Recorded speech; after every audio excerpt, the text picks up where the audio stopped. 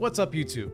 We're doing Magic the Gathering. My first ever new product Magic the Gathering ever for the Final Fantasy set. I did have hand-me-down Magic cards back in the day, like late 90s, early 1000s. I had a white and blue deck that I had no idea how to play. Was probably not a deck at all because it was just hand-me-downs that we kind of cobbled together. Played maybe all of 2 to 3 games of Magic in my lifetime. But then they decided Final Fantasy was the collaboration they were going to be doing. So I got the Tidus Commander deck. We got the Final Fantasy VII Starter Set with Cloud and Sephiroth. And we got one Magic Final Fantasy booster box. The Play booster box, not the collectible one. So we're gonna pretty much unbox those in more or less the same order. I think I'm gonna start with the starter kits because that just makes the most sense to me. There's a lot less exciting materials in here, I would imagine. We'll go over the decks ever so, quickly. We're not gonna read like every card, but just look through all the art. The Commander deck should be much more interesting from what I'm aware of. Of course, there's a lot of cards. There's a booster in here, and then we'll do the play box. I picked these because Final Fantasy is great. Final Fantasy X, favorite game of all time. So you got me, Magic, but you've only got me for Final Fantasy. Don't make any more. I don't want to be indebted to Magic the Gathering for like everybody else I know. I'm already addicted to Warhammer, Digimon cards, more Warhammer. I don't need to pick up Magic as another form of addiction. So I'm going to pause the recording real quick, and once we get everything back all set up, you'll be able to see my hands, the cards. You'll see that in just a second. And we're back. We are ready.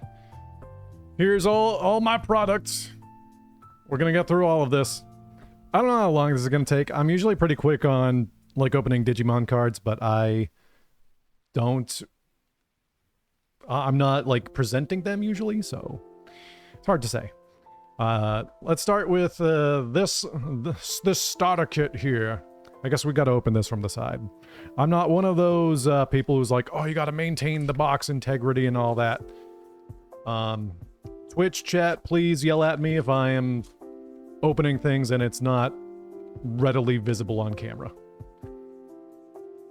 Okay, so we got our 2 deck boxes, which is good because I definitely don't have any boxes for cards. I'm probably gonna, let's get these bad Larrys going right now. Because once we take them out of the package, it'll be good just to have them ready to go in their final resting place. These are gonna be all cards that are gonna be played with. Unless I get like a super extravagant card, I think VV really is the only card that people are looking for. I've already had like a handful of people say, hey, I'll buy that card off you if you get it. So ultimately, I would like to have one for collecting and keeping, because I do like VV, hence the shirt I was wearing that's VV adjacent. It was kind of really just a generic black mage, but VV's sick. Final Fantasy IX is my 3rd favorite of the Final Fantasies, I must say. If you can believe it, 10 and then 7 and then 9 after that. I'd be okay getting anything with anything from Final Fantasy, 10, 7, 9, 14 is good. I do like the characters of 12, even though it wasn't my favorite. I do still have to do 4 and 5. So here's the Sephiroth card from the starter set, Planet's Heir. One thing I like about Magic that I honestly could not stand about Lorcana, I tried, was Lorcana I don't know, just never felt like the art was good.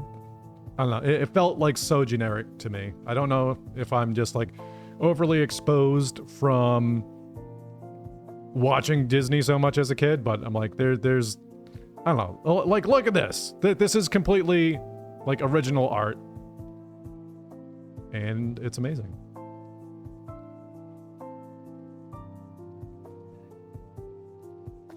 Okay, so this is Sephiroth's deck. I'm probably not ever gonna play Magic the Gathering Arena. So if anybody wants the codes, we can show all of those at the very end. This is gonna be half the battle, is just opening this up right here. I don't want to be... Oh, wait. Where's the pull tab? Pull tab? Usually there's a pull tab. I'm following. Not quite. Almost. Okay, there we go. Not as clean as that could have been, but we did it.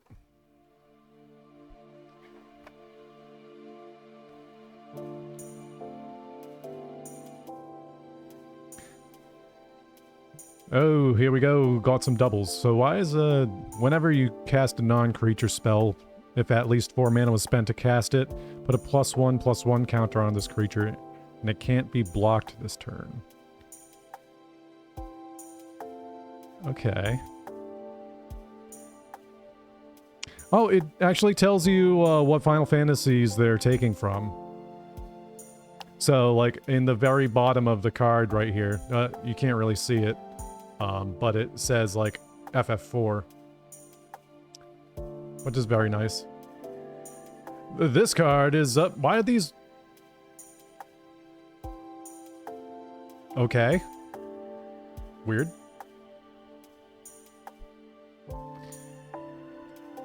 Retrieve the Esper.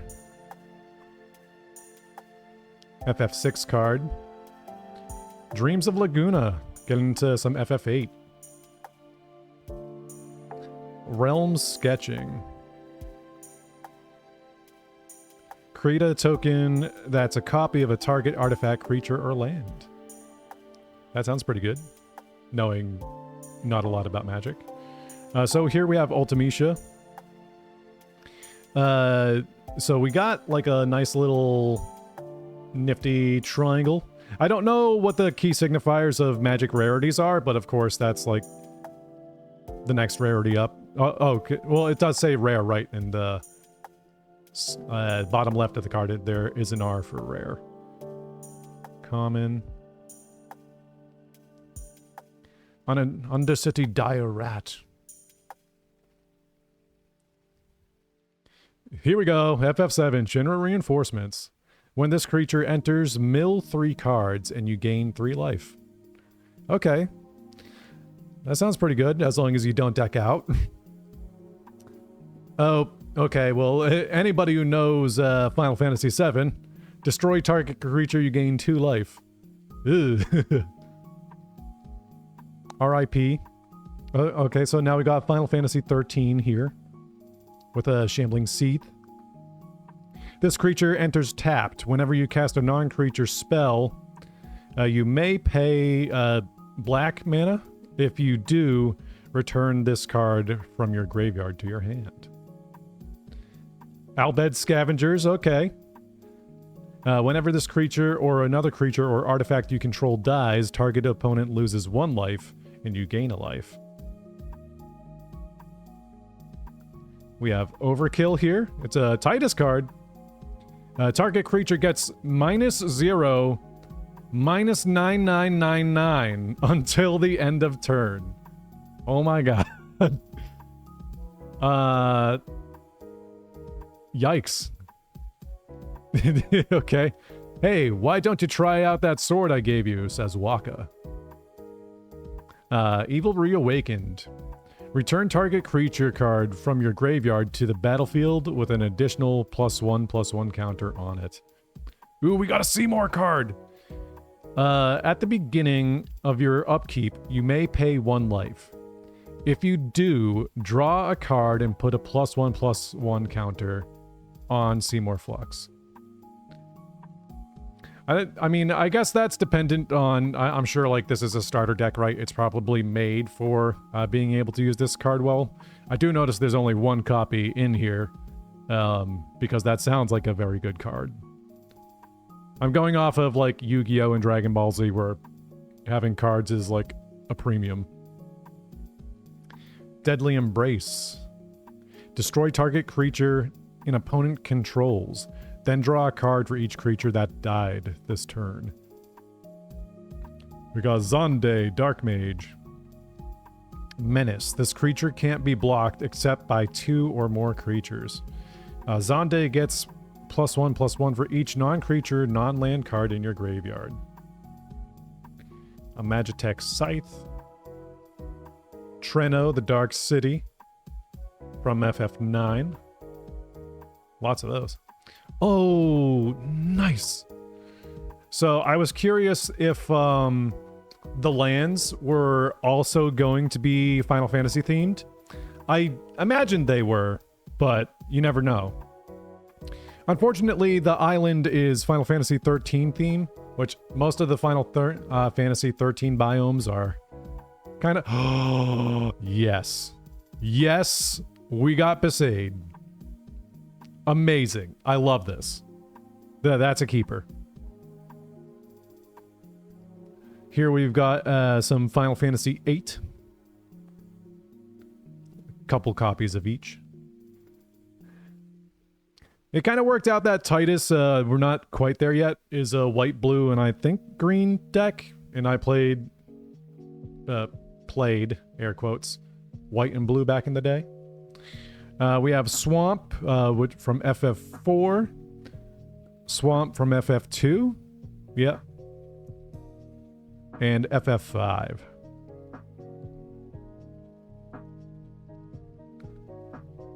Oh, we got a treasure card. I don't know why, if there wasn't a Besaid for an island, I was gonna riot, honestly. I know Besaid's not technically an island. Beaconell is the island, but... Besaid is island vibes, man. Sacrifice this token, add 1 mana of any color. Robot Warrior. Everybody knows Robot Warrior. Okay, so turn counter, join. We're gonna hold that for the very end. For anybody who wants to have the starter deck in Magic the Gathering Arena. That is the Sephi deck.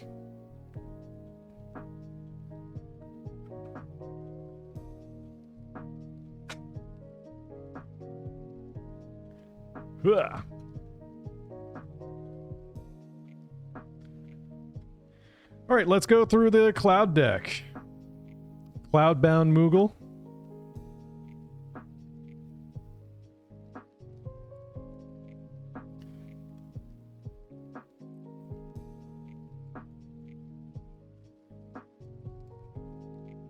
There we go. I can't wait to when we get to the booster packs and everybody's gonna call me a monster for how much I'm like just destroying the pack trying to get it open. So the Moogle, it is a creature flying. When this creature enters, put a +1/+1 counter on target creature. I can get a bit more light down there for... There we go. Now we have a Coral, Co-URL. I never know how to pronounce it. A Dwarven Castle Guard. Okay, going real classic with FF4. Guys, that's Vivi. He's got the same eyes. I can tell. Fall of the Suncrest. That is FF12. The spell costs 2 less to cast if targets a tapped creature, destroy target non-land permanent. I do, like, vaguely understand the terminology for a lot of Final Fantasy, or, yeah, Final Fantasy. Magic terms, but there are some things that, and I'll call them out. I'm like, what the hell does this mean? I'm gonna leave it up to you guys in chat to be like, that's what it means, dummy. Slash of Light. Slash of Light deals damage equal to the number of creatures you control, plus the number of equipment you control to target creature. White Auracite. When this artifact enters, exile target non-land permanent in opponent controls until this artifact leaves the battlefield. White Mage's Staff. Job Select. When this equipment enters, create a 1/1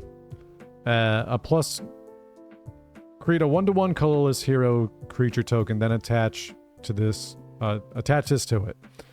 Equipped creature gets +1/+1, has whenever this creature attacks you gain a life, and is a cleric in addition to its other types. Steiner, let's go! Adalbert. Legendary creature, that Adalbert Steiner. Lifelink. Adalbert Steiner gets +1/+1 for each equipment you control. Chivalry requires a knight to look after his comrades in arms. I will not abandon you. We have the Crystal's Chosen. Create 4 1/1 colorless hero creature tokens, and put a +1/+1 counter on each creature you control. Dragoon's Lance. Job Select. Colorless hero, then attach this to it. Equipped creature gets +1/+0 and is a knight in addition to its other types. During your turn, equipped creature has flying. We got Grahatia. A legendary creature, Cat Archer, Reach. The Allegan Eye. Whenever one or more other creatures and or artifacts you control die, draw a card. This ability triggers only once each turn. We have Rosa, Resolute White Mage. With Reach, this creature can block creatures with flying. At the beginning of combat on your turn, put a +1/+1 counter on target creature you control. It gains lifelink until the end of turn. Damage dealt to the creature also causes you to gain that much life. Okay.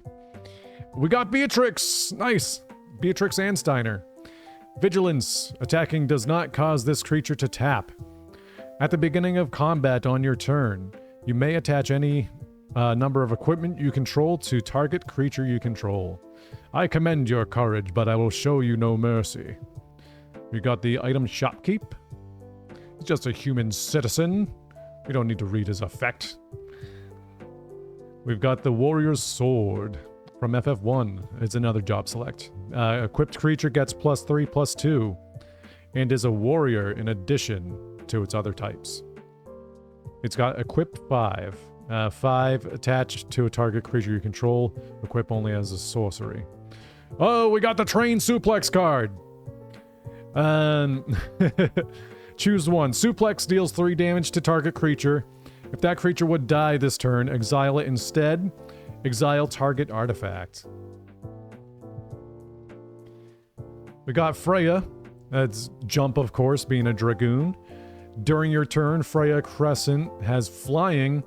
Add fire mana. Spend this mana only to cast an equipment spell or activate an equip ability. Got the Samurai's Katana. Another job select. Equipped creature gets +2/+2. Has trample and haste and is a samurai.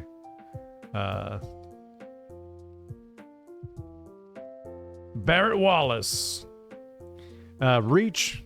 So that's the flying one, right? Whenever Barrett Wallace attacks, it deals damage equal to the number of equipped creatures you control to defending player.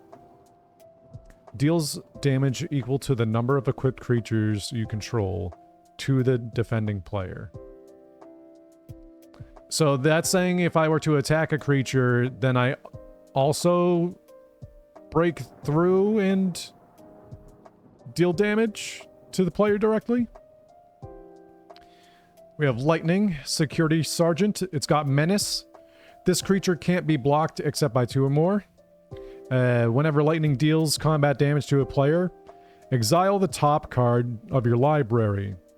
You may play that card for as long as you control Lightning. Judgment Bolt. That's not Ramu. Judgment Bolt deals 5 damage to a target creature and X damage to that creature's controller, where X is the number of equipment you control. Okay, so it's like a magical version of Barret. Ultima Weapon, legendary artifact, equipment. Whenever equipped creature attacks, destroy target creature and opponent controls. Equipped creature gets +7/+7. Destroy target creature and opponent. So that's just killing 2? This is also saying... Well, no, because the defender in Magic chooses who takes the attack. So, most likely you'll destroy 2 creatures unless they just have, like, an insane creature that is somehow more than, like, Cloud's a 4/4, and this would be, you know, 11/11. Rabanaster. This land enters tapped. Add fire or white. Red or white. Where's Captain Bosch von Ronsenberger of Dalmasca? We've got a basic land, plains. FF12. FF7, 7th Heaven. I wouldn't consider the slums of Midgar plains, but I'll take it because it's 7th Heaven. That makes a lot more sense. Final Fantasy 15 plains.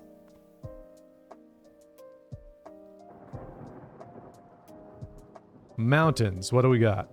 FF6. We've got FF4. And FF1. We've got a hero. Token creature, hero. It's just a regular guy. Yeah, so 14. They're both 14. That makes sense. So them's the starter decks.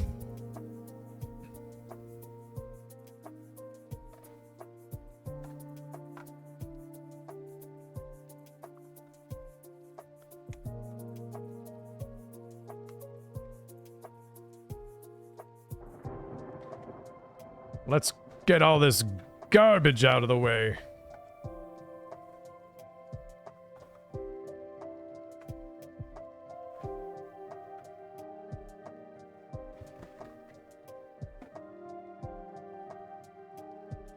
All right, Commander deck time.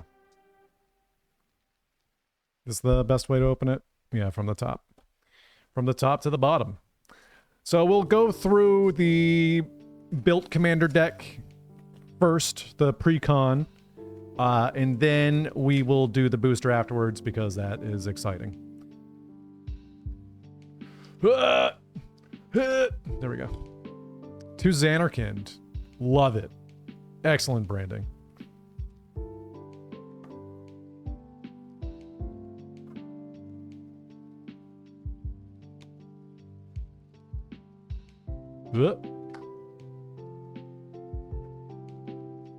Does this just pull up? Why is this confusing? It's stuck. Ugh.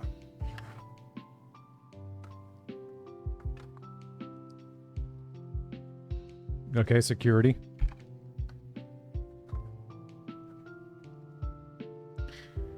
A bigger box. Wow.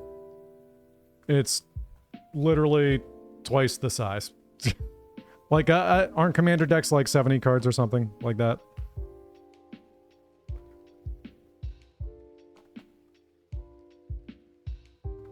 I say, as I probably read exactly how many cards were in there earlier. Okay. Oh, comes with counters on the sides. Interesting.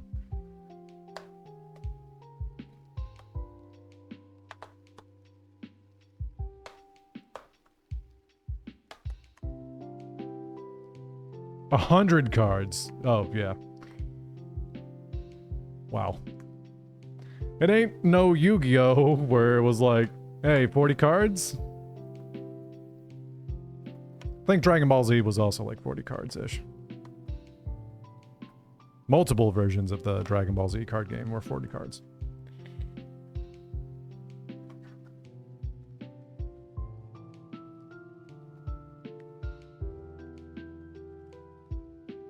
Is this the pack you were looking for?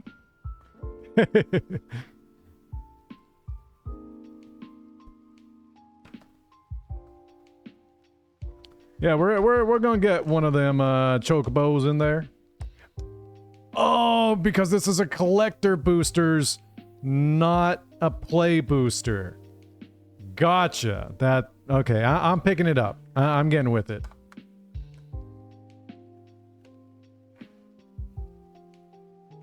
I have so many new things being thrown at me. Let's go, Tidus. Here we go, Tidus. Here we go.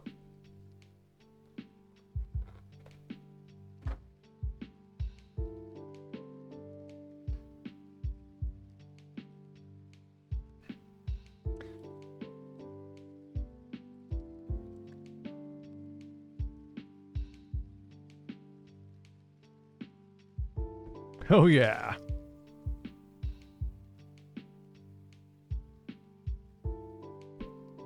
So we have Tidus, Yuna's Guardian, legendary creature, human warrior. Yikes.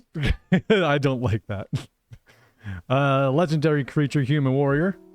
At the beginning of combat on your turn, you may move a counter from target creature you control onto a second target creature you control.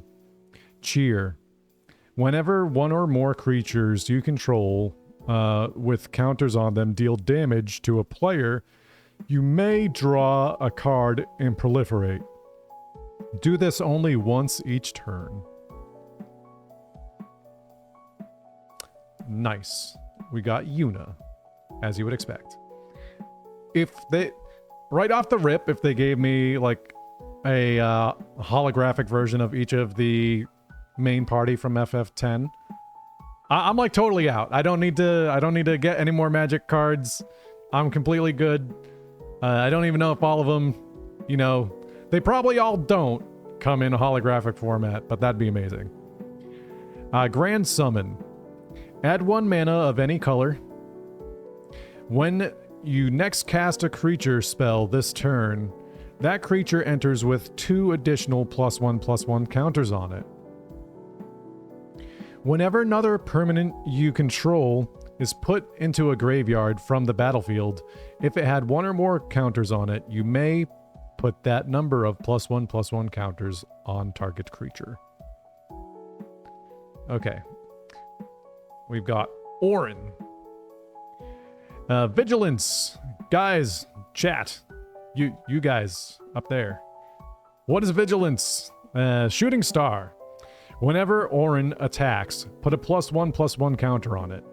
When you do, exile target creature defending player controls with power less than Orin's power until Orin leaves the battlefield. Okay, so he literally just banishes them until Orin dies. Attacks without tapping. Okay. So, what would be the purpose of that mechanically? Does the... Because tapped creatures can't defend or something like that, right? I could be wrong, but I think that is accurate. Chocobo Knights. Whenever you attack, creatures you control with counters on them gain double strike until the end of your turn. So you can still block with them. Yeah, okay, cool. Only a select few can become Chocobo Knights. You have to be skilled rider or achieve some combat merit to become one. Tidus and Yuna both did not have flavor text. Neither did Orin. This is amazing. Gata and Luzu. I'm loving this. A little too much. Suspiciously too much. Not... I mean, it's my favorite game of all time. Flash. When Gata and Luzu enters, choose target creature you control. If damage would be dealt to that creature this turn, prevent that damage and put that many +1/+1 counters on it. That already reads super strong. I don't know what flash means in this instance. If it's like, if it's just like I can play it outside of my turn or something. But I can see already how that is. Yeah, okay, so it is an instant, right? I can already see how that is huge. Like, wow. Choose target creature you control. If damage would be dealt to that creature this turn, prevent that damage and put that many +1/+1 counters on it. So if somebody just like attacks you with a nuke, right? I don't understand all the mechanics of why this is broken, but I can already tell that's a very strong card. Lord Jiskel Guado. Legendary creature, Spirit Cleric. Flying. At the beginning of each end step, if you put a counter on a creature this turn, investigate. Create a clue token. If it's an artifact with 2, sacrifice this token. Draw a card. Listen to me very carefully, for I shall tell you the truth about my son Seymour. What's going on, Ray?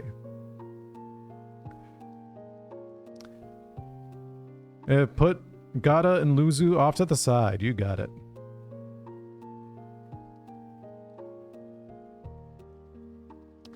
We've got Protection Magic.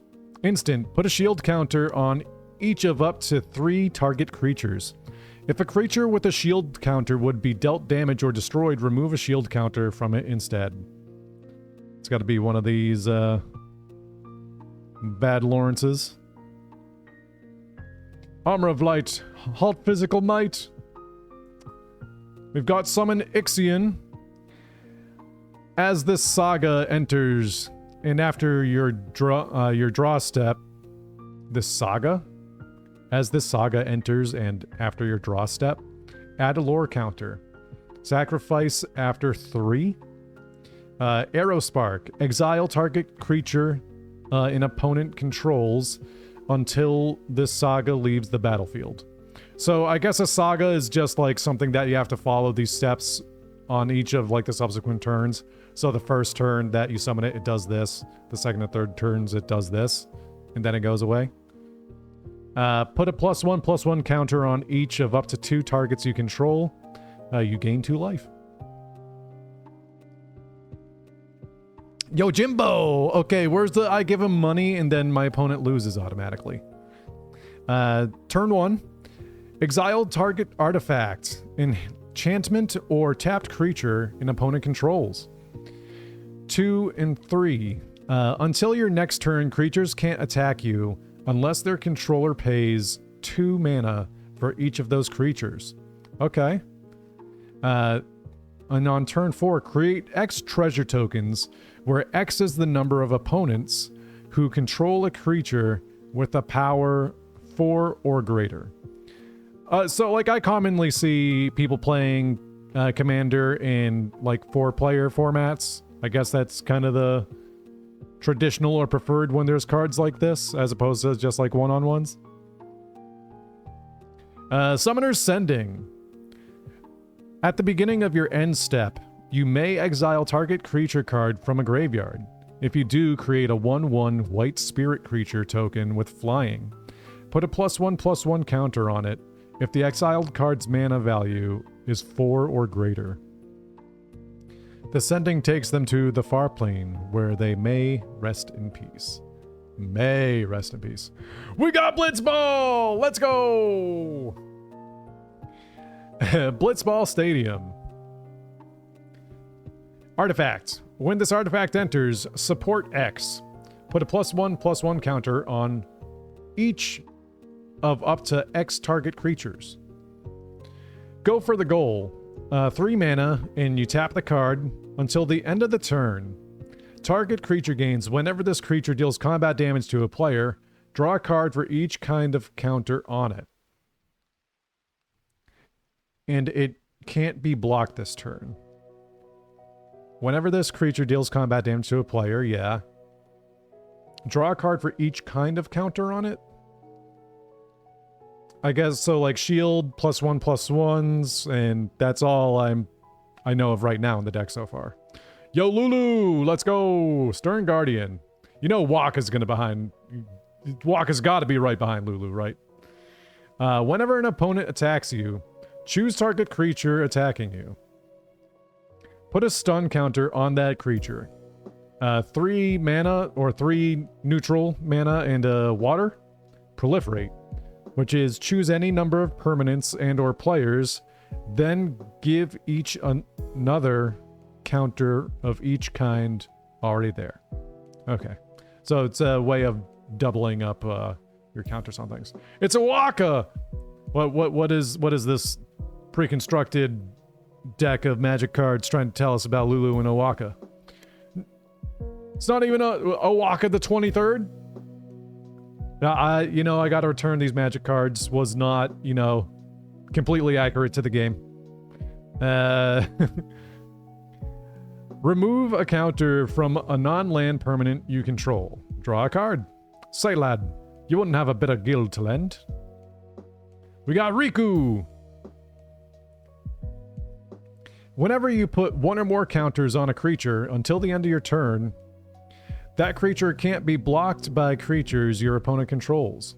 Steal, which is 1 mana.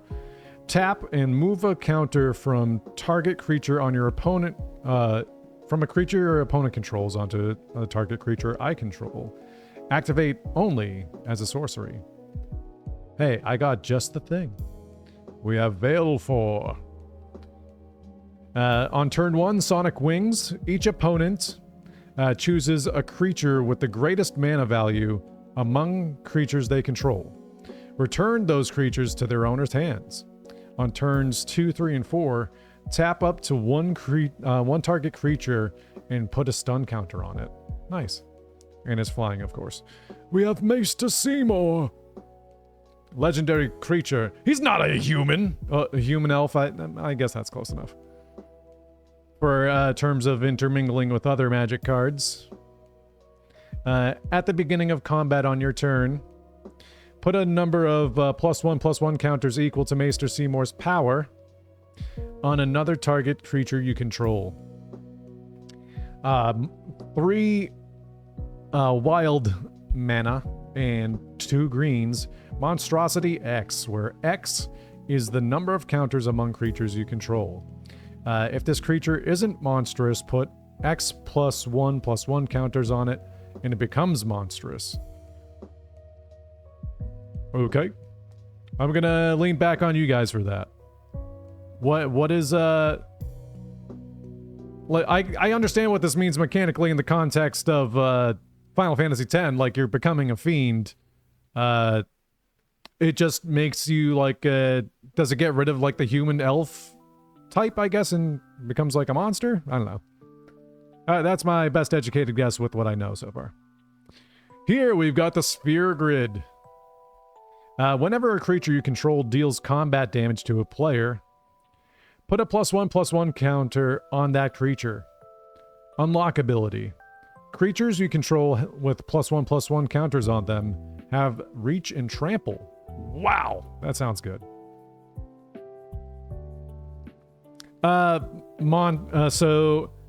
Creature becoming monstrous is the context, Nick. So it's Monstrosity X, where X is the number of counters among creatures you control. If this creature isn't monstrous, put X +1/+1 counters on it and it becomes monstrous. We've got the Magus Sisters. On turns 1, 2, and 3. Choose one random. Choose one at random. Okay. Combine powers. Put 3 +1/+1 counters on target creature. Defense. Put a shield counter on target creature. You gain 3 life. Fight. This creature fights up to 1 target creature an opponent controls. Oh, okay. A buff to Seymour. But now we have Trommel. The one who actually sounds like this. He's Seymour's butler. Each other non-token creature you control enters with an additional +1/+1 counter on it. Wow. How many? I don't think they gave me enough counters for this deck. 1 mana, proliferate X times, where X is the number of non-token creatures you control that entered this turn. Yuna's Decision. Choose one. Continue the pilgrimage. Sacrifice a creature. If you do, draw a card, then you may put a creature card and or land card from your hand onto the battlefield. Find another way. Return 1 or 2 target permanent cards from your graveyard to your hand. Yuna's Whistle. Reveal cards from the top of your library until you reveal a creature card. Put that card into your hand and the rest on the bottom of your library in a random order. When you reveal a creature card this way, put X +1/+1 counters on target creature you control, where X is the mana value of that card. Wow. That could be huge. Get like a Sin or something? We have Kamari, the Valiant Guardian. He's got Vigilant. Ronso Rage. At the beginning of combat on your turn, put a +1/+1 counter on Kamari and tap target creature an opponent controls. Then you may have Kamari become a copy of that creature, except its name is Kamari. Valiant Guardian and its Vigilance. Valiant Guardian and its... Kamari... Let me start that. Then you have Kamari become a copy of that creature, except for its name is Kamari Valiant Guardian, and it has Vigilance and this ability. Okay. Okay. At the beginning of combat on your turn, put a +1/+1 counter on Kamari, and tap target creature an opponent controls. I become a copy of that creature, except for its name is this card's name.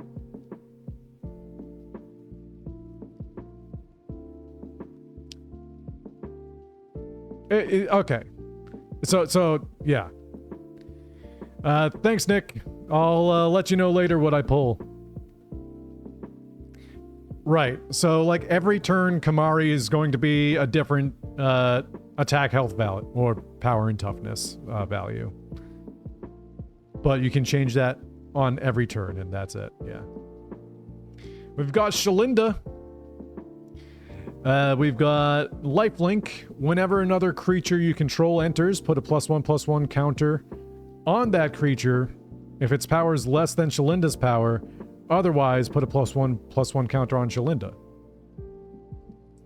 Here we go! Sin! Nice. Sin. Unending Cataclysm. Flying and trample, so it can attack the player directly. As Sin enters, remove all counters from any number of artifacts, creatures, and enchantments. Sin enters with the X +1/+1 counters on it, where X is twice the number of counters removed this way. When Sin dies, put its counters on target creature you control, then shuffle this card into its owner's library. That's sick. That... They're getting real good with the flavor on these cards. I know Magic has been traditionally pretty good about... Like, this is like the Smash Brothers level of, like, mimicking whatever game they're coming from into the card game. So, really awesome. Here we go! Waka! Hell yeah. Waka, Devoted Guardian. Reach and trample. Whenever Waka deals combat damage to a player, destroy up to 1 target artifact that player controls, and put a +1/+1 counter on Waka. Blitzball Captain. At the beginning of your end step, if a counter was put on Waka this turn, put a +1/+1 counter on each other creature you control.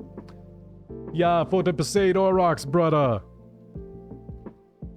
Coach and captain. Collective effort. Escalate. This card is like the perfect card to have escalate on it, because this is really where the game starts picking up. This is amazing. I love this. Escalate. Tap an untapped creature you control. Pay this cost for each mode chosen beyond the first. Choose one or more. Destroy target creature with power 4 or greater. Destroy target enchantment or put a +1/+1 counter on each creature target player controls. Wow. So this card is so good like early game, mid game, or late game. Especially like how many +1/+1 counters is everything gonna have? I know Commander games can run very long, so like are there just gonna be creatures with like 20 +1/+1 counters on them? The Damning Verdict. Sorcery. Destroy all creatures with no counters on them. What? That sounds really good. Especially if I'm playing against somebody who's not using a counter deck. Yevon is embodied by eternal and changing continuity, Summoner. Those who question these truths, they are traitors. Oh, here we go. Cue the tears.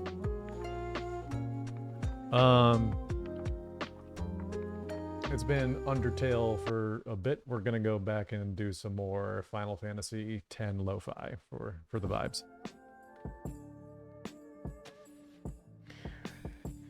Farewell. Choose one or more. Exile all artifacts. Exile all creatures, all enchantments, and all graveyards.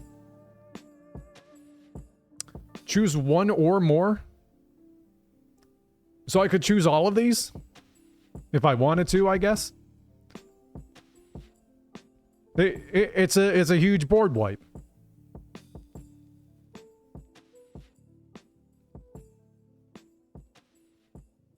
Yo, what's up, Ted? We've done the starter sets. We're going through the commander deck right now. We have the collector booster that will be at the end of going through the commander deck, and then we have the box underneath. So you really didn't miss any like pulls. We're just getting acquainted with everything. We have Luminous Broodmoth. Creature, insect, flying. Whenever a creature you control without flying dies, return it to the battlefield under its owner's control with a flying counter on it. Hey, first shot of the game. Let's go. Promise of Loyalty. Each player puts a vow counter on a creature they control and sacrifices the rest. Each of those creatures can't attack you or planeswalkers you control for as long as it has a vow counter on it. Interesting. That sacrifices the rest?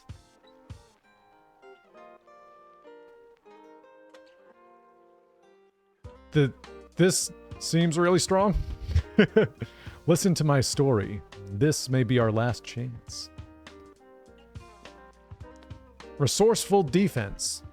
It's an enchantment whenever a permanent you control leaves the battlefield. If it had counters on it, put those counters on a target permanent you control. 4 of any mana and a white. Move any number of counters from target permanent you control to a second target permanent you control. Channeling hit energy.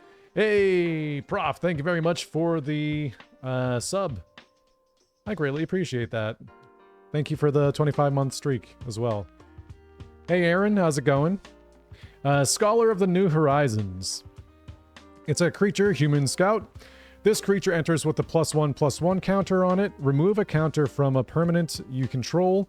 Search your library for a Plains card and reveal it. If an opponent controls more lands than you, you may put that card onto the battlefield tapped. If you don't, put that card onto the battlefield. Don't put that card onto the battlefield. Put it into your hand, then shuffle. Oh my god, one of the biggest walls when playing Final Fantasy X for the first time. Sun-Scorched Regent, or Evray for those who, know Final Fantasy X. Flying, whenever an opponent casts a spell, you get put a +1/+1 counter on this creature and you gain a life. The Guardian Worm Evray, the Great Sacred Beast, Protector of Bavel. So in my first play of Final Fantasy X, I got soft locked here.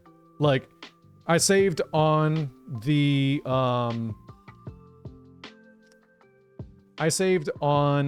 airship, and I was not able to beat it because there were no fiends for me to fight. So that was not great.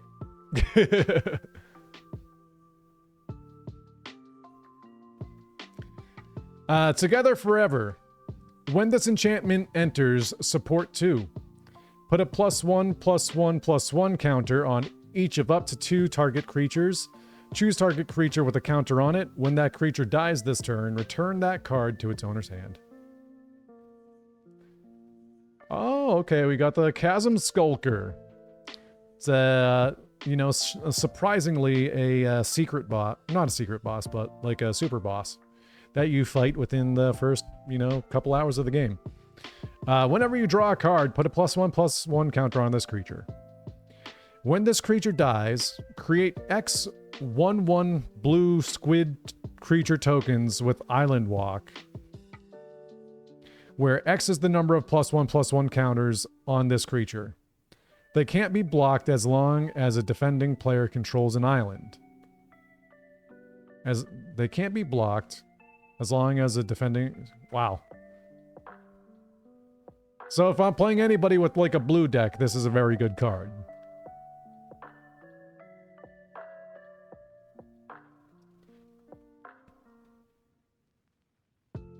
Inexorable Tide. Whenever you cast a spell, proliferate. Choose any number of permanents and or players, then give each another counter of each kind already there.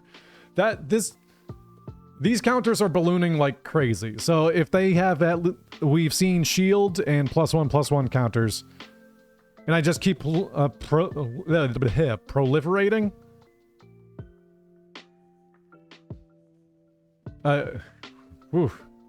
When Sin attacked Xanarkin that day, I woke up in Spira. Pull from Tomorrow. Instant. Draw X cards, then discard a card. So that's number of mana. So this is a pretty good late game card.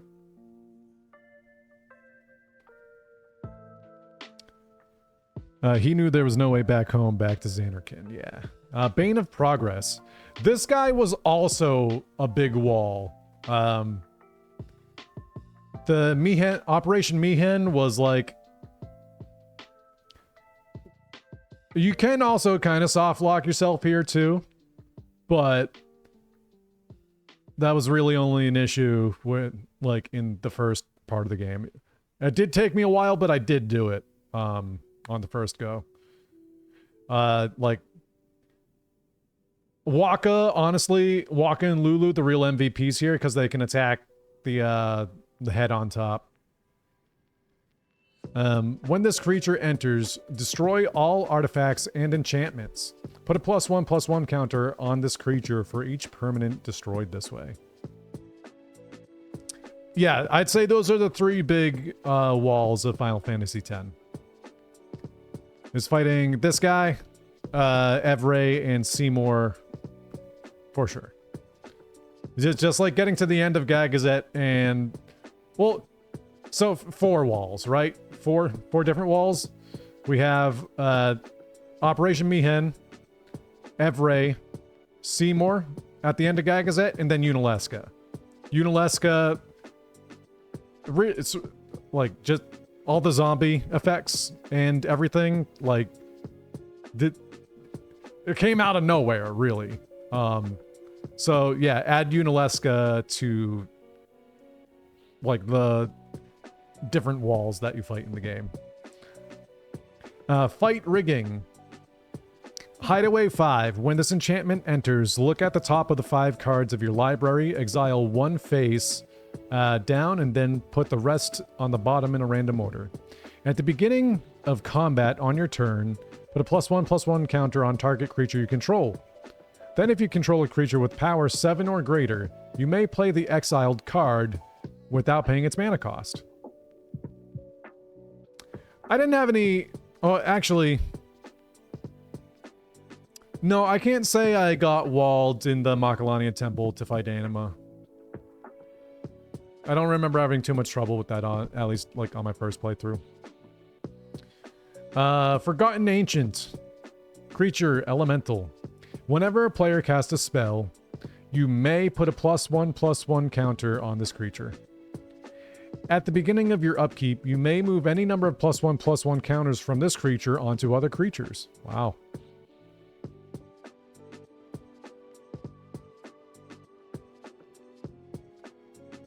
Generous Patron. Creature, Elf Advisor. When this creature enters, support 2. Put a +1/+1 on up to 2 other creatures. Whenever you put 1 or more counters on a creature you don't control, draw a card. Wow. Gyre Sage.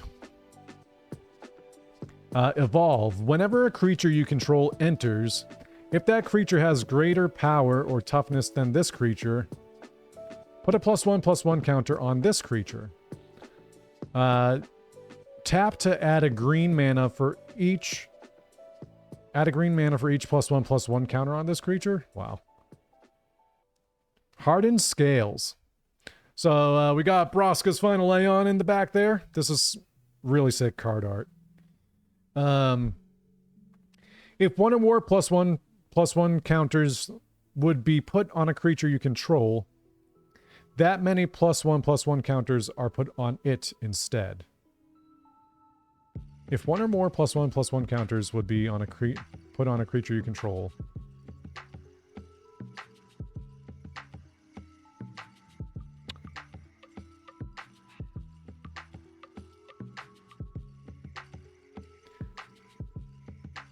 I see. That makes a lot of sense.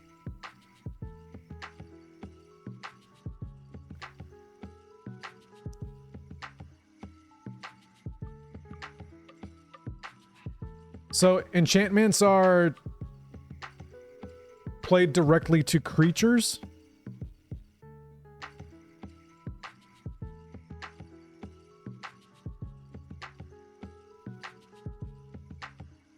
Like I'm not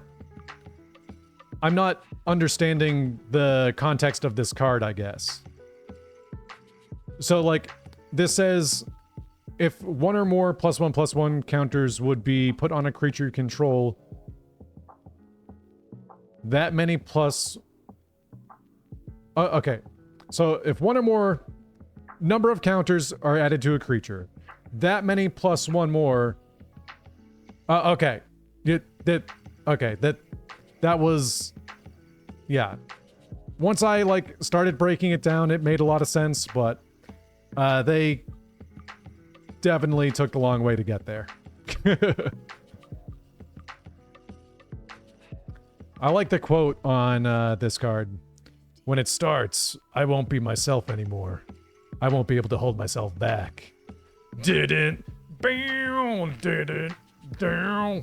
Let's go. Incubation Druid. The Guado are getting a lot of exposure in this card set. As like the nearest elf equivalent.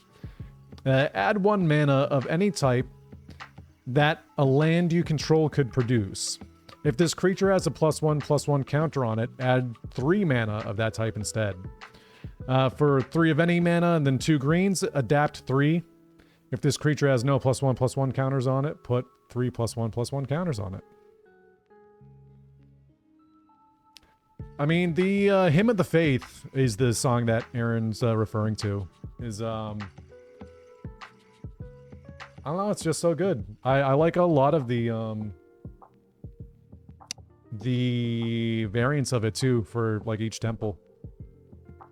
Path of Discovery. Whenever a creature you control enters, it explores. Reveal the top card of your library. Put that card into your hand if it's a land. Otherwise, put a +1/+1 counter on the creature, then put the card back or put it into your graveyard. Cool. We've got the Rampant Rejuvenator, or Ochu, Lord of the Wood. This creature enters with 2 +1/+1 counters on it. When this creature dies, search your library for up to X basic lands. X is this creature's power. Put them in onto the battlefield, then shuffle.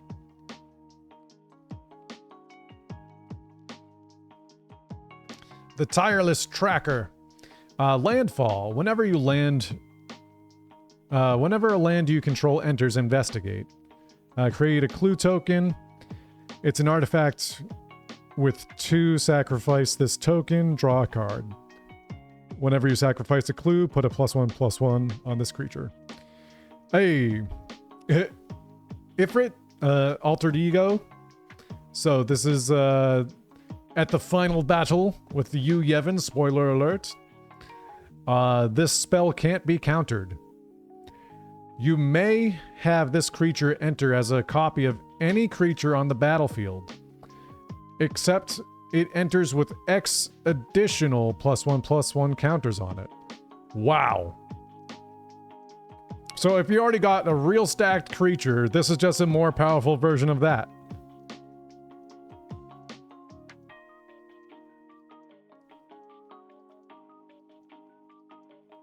Right. Endless Detour. The owner of target spell, non-land permanent, or card in a graveyard puts it on their choice of the top or bottom of their library. I'm scared of lightning. Let's rest, please, pretty please, says Riku. Fathom Mage.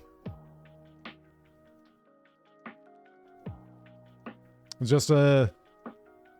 Heyo, human wizard. So, Ray, we actually haven't done any pulls yet.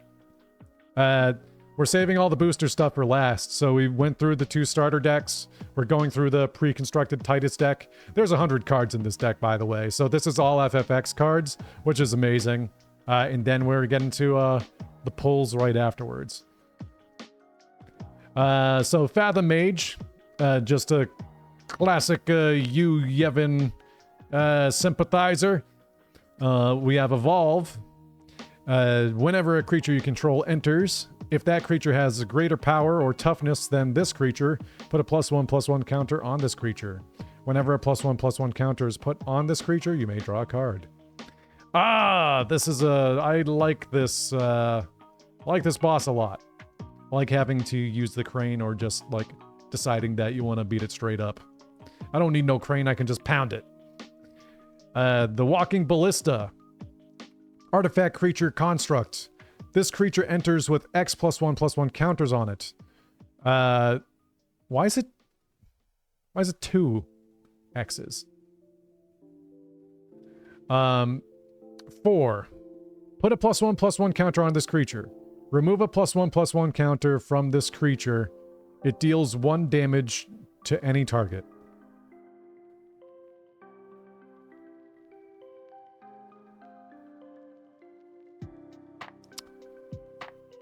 So I get that there's like a huge number of counters.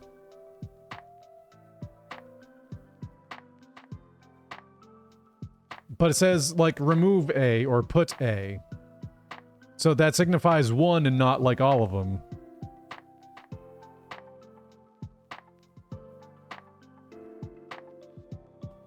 Right? Unless I'm not magicking.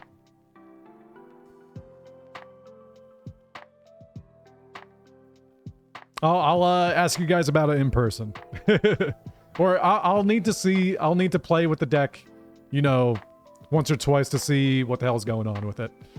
Trying to understand all of this magic combo ability without having actually played Magic. Brushland. It's a land. What? Not Calm Land? Just Brushland? Okay. Add Diamond? Or... What the hell's Diamond? I guess that might be a counter. Add green or white. This land deals 1 damage to you. That makes sense. When Sin is defeated here, the Calm will visit Spira once more. That's why this place is now known as the Calm Lands.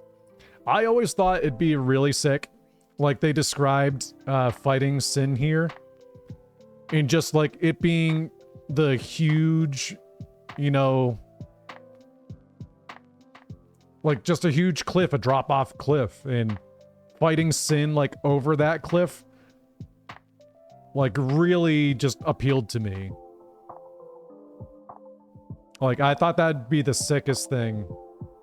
Ultimately, the final battle did kind of add like a similar thing, although you were fighting on the airship. But that was like, if there's ever a prequel game for Final Fantasy X, I don't think there ever will be. But like, fighting Sin off the side of the cliff at the Calm Lands, just like, I don't know, that'd be so sick. Well, okay, we're going... I guess we got some Final Fantasy VII in this deck as well? Okay, I'm not complaining. Love Final Fantasy VII. Canopy Vista. Land, forest, plains. Add a green or white. This land enters tapped unless you control 2 or more basic lands. This here's Mediel. It's a quiet little hot springs town. Just the perfect place for old folks like us to live out our lives. A Mediel resident. We've got the exotic orchard.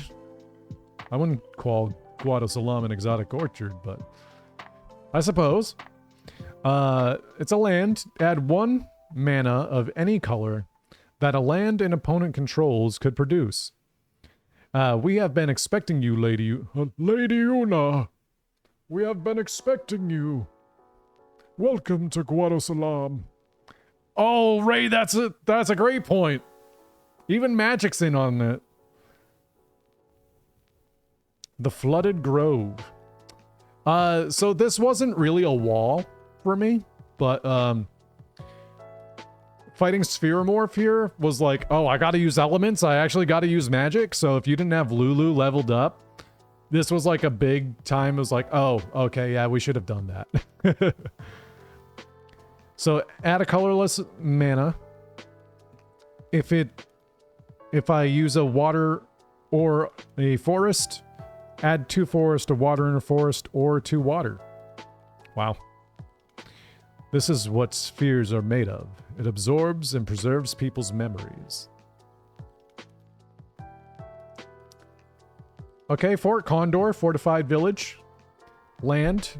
As this land enters, you may reveal a forest or plains card from your hand. If you don't, this land enters tapped. Tapping it adds a green or a white. We've been fighting Shinra on this battlefield for a long time.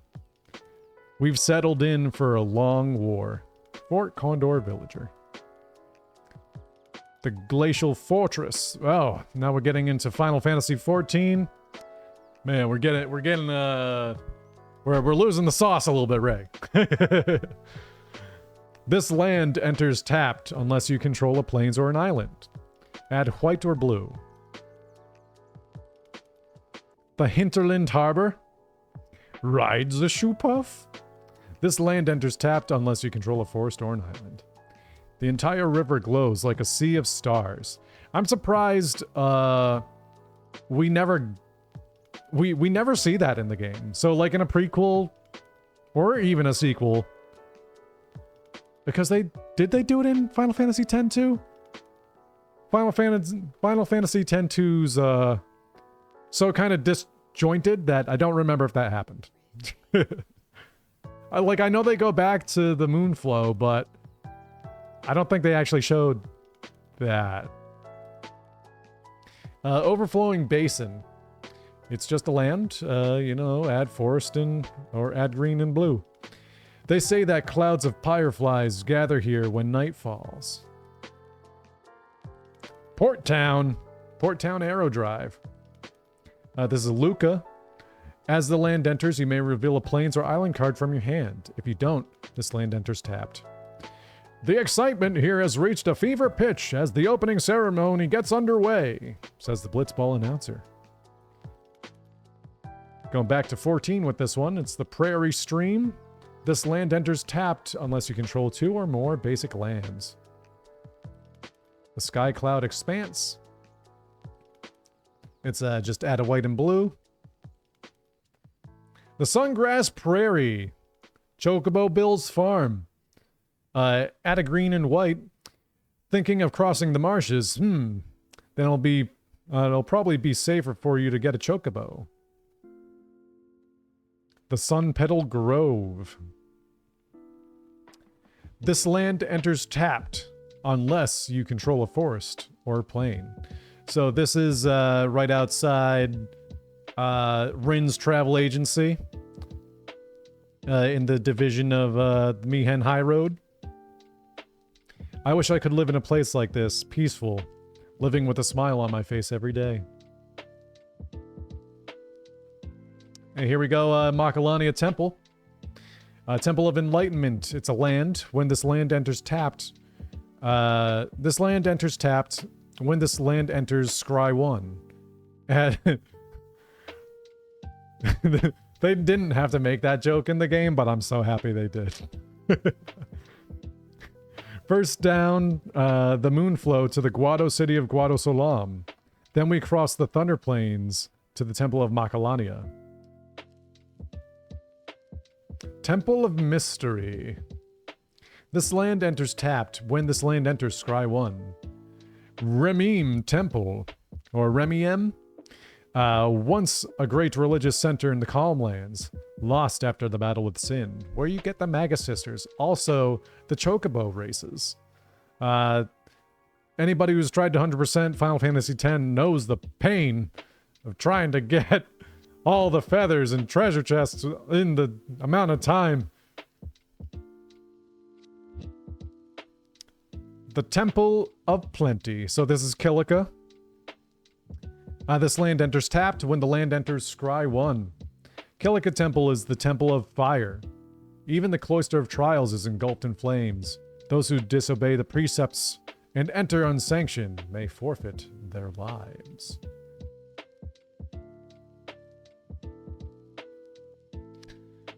Oh yes, the Vine Glimmer Snarl.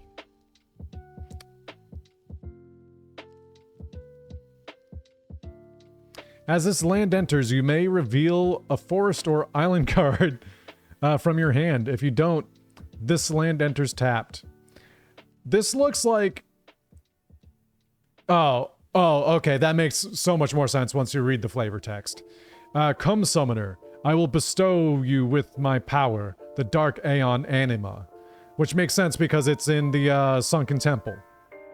Just, you never see it from this perspective, which is why I was like, what the hell is this? It's like, where the hell is there like a sunken anything that looks even remotely like this? I thought it was like a Blitzball stadium or something, but it makes sense. It's the Anima's Temple. You really just go to, you know, the ruins, fight the super boss. Once you do that, you're like inside the Cloister of Trials. Not even a Cloister of Trials. You just like, hey, did you get all the summons? You did? Okay, here's Anima. Destroy evil. Instant. Choose one. Destroy target creature with toughness 4 or greater. Destroy target enchantment. So it is you, after all, who will send me. But even after I am gone, Spira's sorrow will prevail. Seymour to Yuna.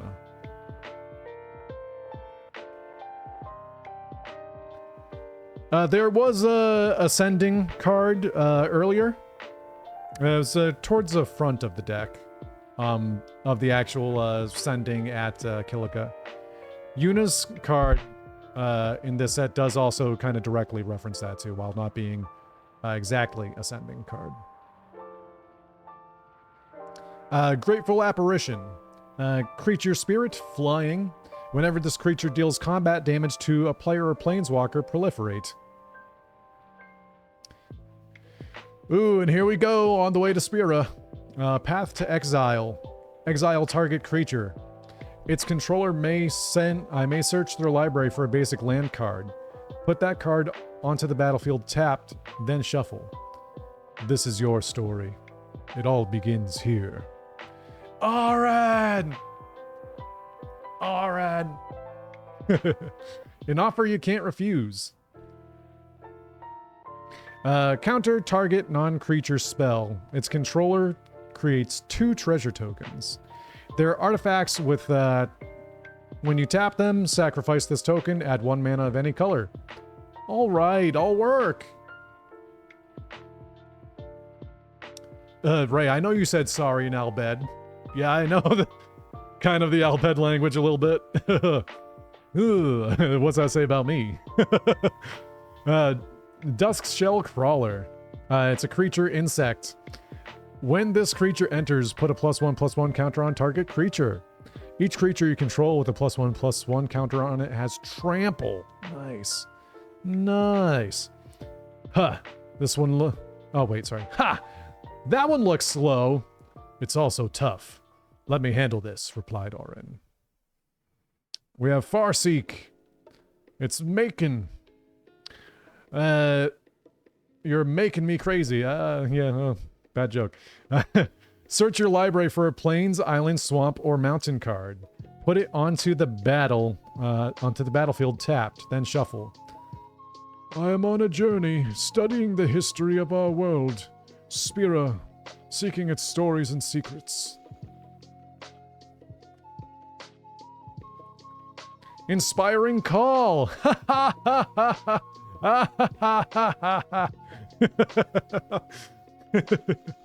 Draw a card for each creature you control with +1/+1 counter on it. Those creatures gain indestructible until the end of turn. This scene is so misunderstood, but it's a great card. It's a great scene. 3 visits. Search your library for a forest card, put it onto the battlefield, then shuffle. If I give up now, I could do anything I wanted to, and yet, even if I was with you, I could never forget. Yuna. Bread for the hunt. Enchantment. Whenever a creature you control with a +1/+1 counter on it deals combat damage to a player, you may draw a card. Think you will win? You not forget who took your horn. Never forget, says Biran Ronso. Hornless, hornless. Arcane Signet. Artifact, add 1 mana of any color in your commander's color identity. I'm a Blitzball player. Star player of the Xanarkin Dabes. Are you sure you didn't hit your head? I mean, honestly, like, I thought about getting it tattooed somewhere, but I feel like I just want a larger Final Fantasy X piece in general, so I'm kind of holding off on that. It might be part of that design. Everflowing Chalice. Artifact. Multi-Kicker 2. You may pay an additional 2 any number of times as you cast this spell. This artifact enters with a charge counter on it for each time it was kicked. Add a colorless mana for each charge counter on this artifact. Get the Giant Jack tattoo? Yeah. Good luck getting that covered up or tied into anything. Yo, we got the save spears. They're canon. I don't see any frames dropping on my end. It must just be you, Raymond. The Soul Ring. Add 2 colorless mana. Memories are nice, but that's all they are. Oh.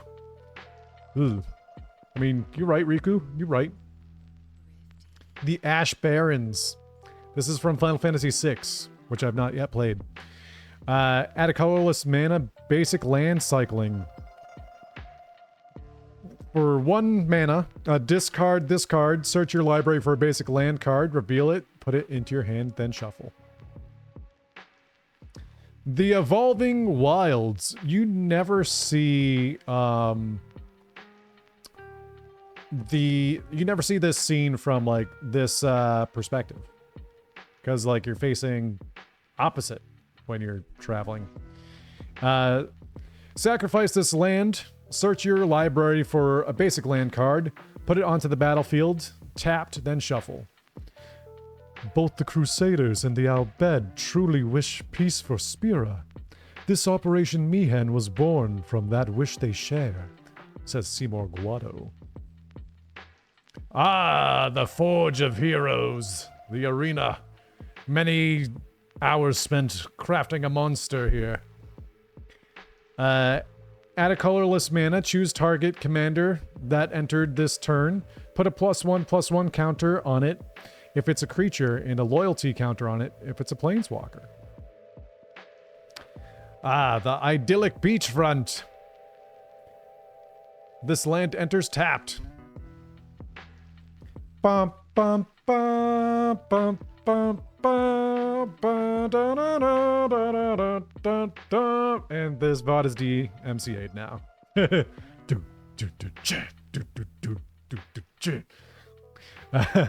This is where I was born. I started Blitz when I was 5. I joined the Aurochs at 13. 10 years ago. 10 years. And we never won a game. R.I.P. Waka. R.I.P. Not until we got on the Aurochs. Then we won. Hell yeah. There have been a few Blitzball cards, but you think that they're going to have the trophy as one of them? The Nesting Grounds, so we're in Macarena. Macarena Forest. Add in uncolored mana.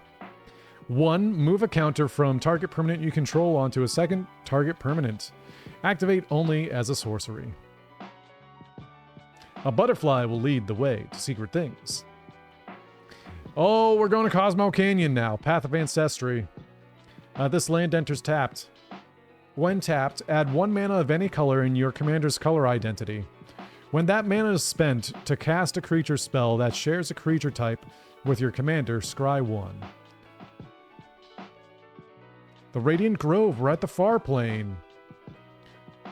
The Far Plane was so, visually impressive at the time.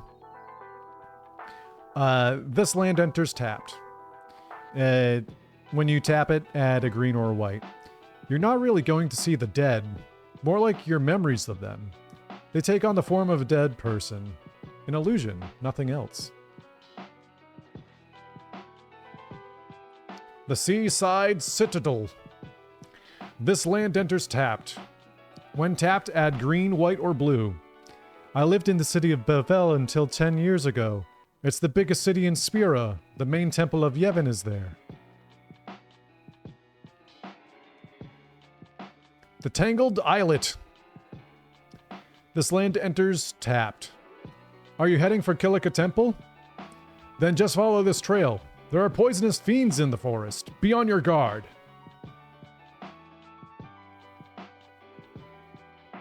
Temple of the False God. That is a sick card title.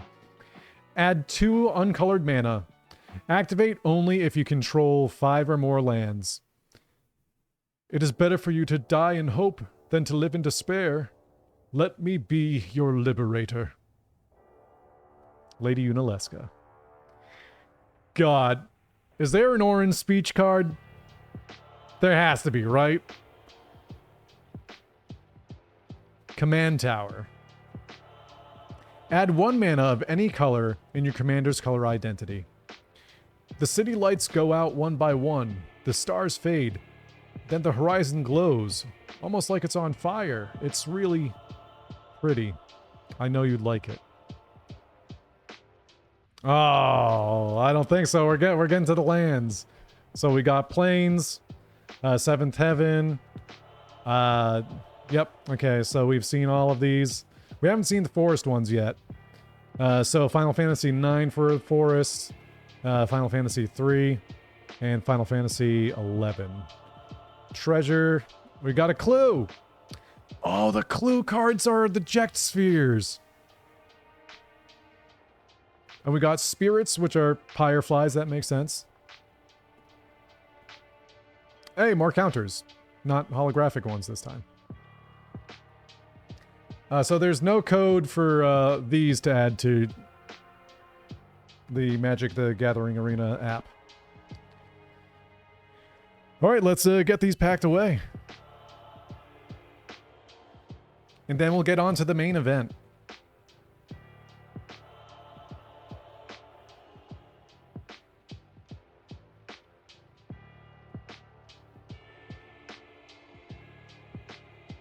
That was really fun. Only because of my Final Fantasy X, you know, hyperfixation, but...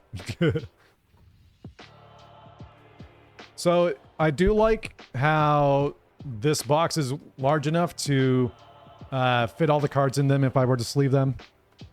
That's very generous of them.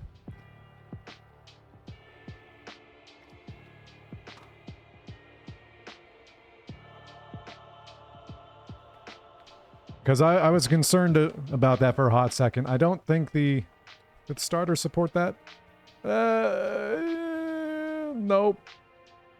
Maybe. Probably not.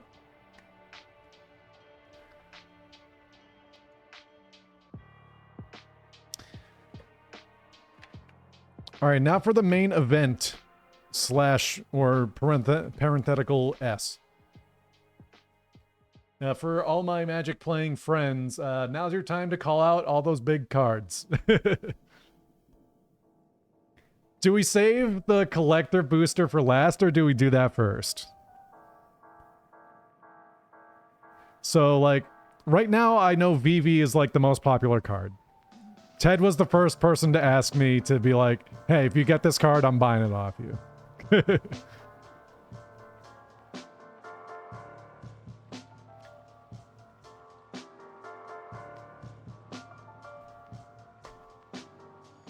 What does Ted think?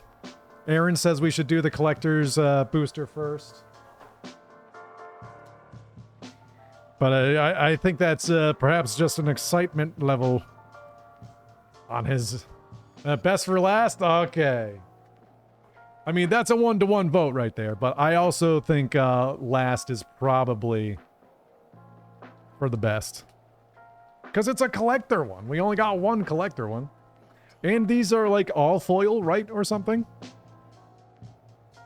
Is this one card? Feels like it might be a few. 3 cards? Contains 2 game cards. Well, so this came with the commander deck. So it says it contains 2 game cards.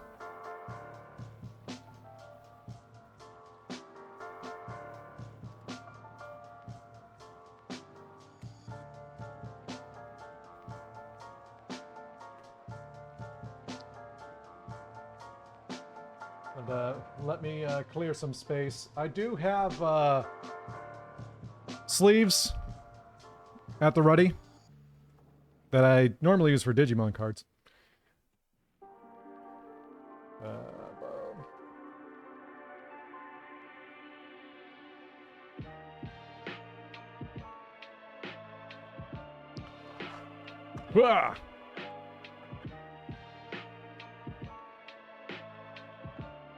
Oh, in that case first? Okay. You guys don't have any, like, easy pull open tabs on these things? Like, Digimon's just got, like, a notch in the corner that you can do.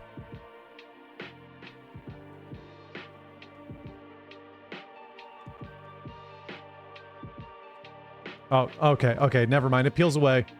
Peels away pretty good.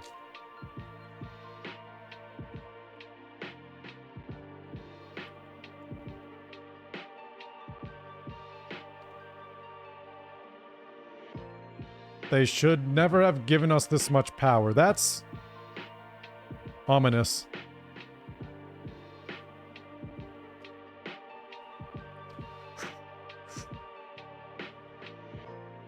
Oh, it's just Shalinda. We already got Shalinda. Get out of here, Shalinda. She's just as annoying in Magic as she is in the game.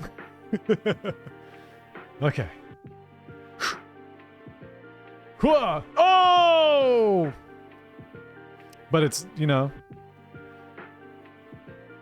It's not the, It is the, right. So it's the right scene. We totally got you baited. It's not the full rarity that it could have been.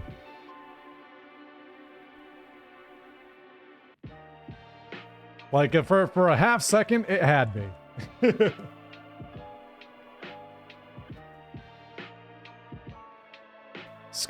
Guys, scan here to discover the coolest cards.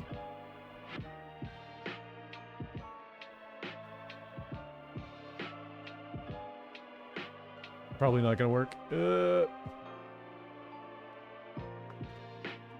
Oh, there's the card Ted wants.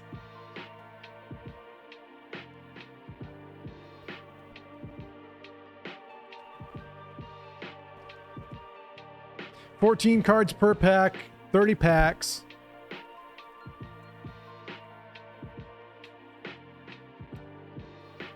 Why? Oh, it's a copy. No, okay. I opened this from the back, thinking I'd just get, you know, I'd be greeted by the card backs, but I guess not. Token. Okay. Oh, okay. Yeah, I guess I don't know how magic works. That was exactly what we got. So at this point, well, now this is like the good card in the back. I know we want to start from the front. I guess. Okay, we got a Waka card, Blitzball Shot. Target creature gets +3/+3 and gains trample until the end of turn. Everyone seems to be calling for Waka, folks. Combat Tutorial. Loving these Final Fantasy X cards that we didn't get in the Commander deck. Target player draws 2 cards, put +1/+1 counter on up to 1 target creature you control. Clueless, aren't you? Good thing I'm here, says Lulu. That's the kind of energy we're hoping for. Should I... It's going to be so much effort, but if I sort them by, like, game over here... Well, so this is just, like, Final Fantasy as a box. This is 14, so it looks like it's just, like, a random paladin. Aaron probably knows more than any of us here who this actually might be if it is, like, a big person. In the game. What's up, Rob? So Paladin's Arms, it's a job select one we kind of went over in some of the starter decks, so we're not going to spend too much time on that. Sabatender. It's got reach, landfall. Whenever a land you control enters, this creature deals 1 damage to each opponent. I forgot that people also want the Cactuar card for the 1,000 Needles because it does literally 1,000 attack. So we'll be on the lookout for that. We've got 11. That's 14. Okay, if I am going to do this, I need to make it 14, 13, 12, 11, 10. You know what? Those are 10. So 14, 11, 14, 13. If I turn that like that, and then this is 4, so 5, 4. What, that worked out kind of perfectly.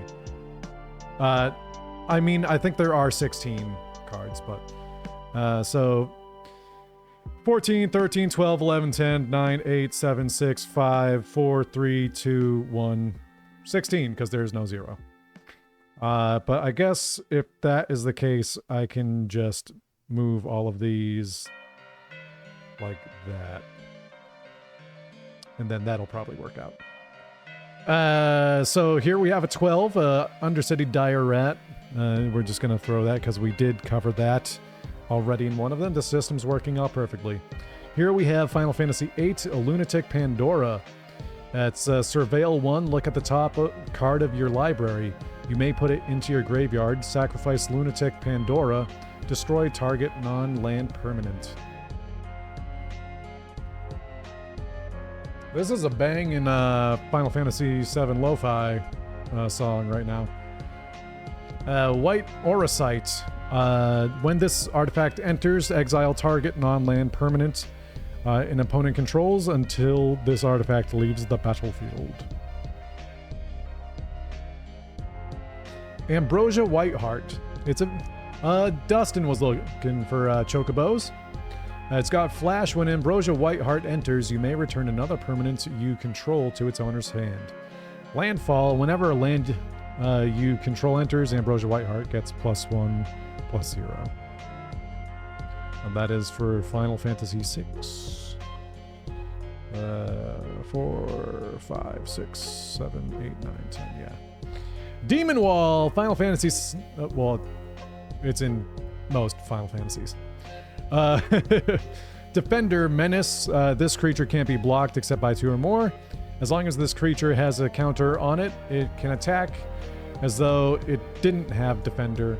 For 5 mana plus a black, put 2 +1/+1 counters on this creature. That is for Final Fantasy VII. We've got Ignis, the human advisor legendary creature.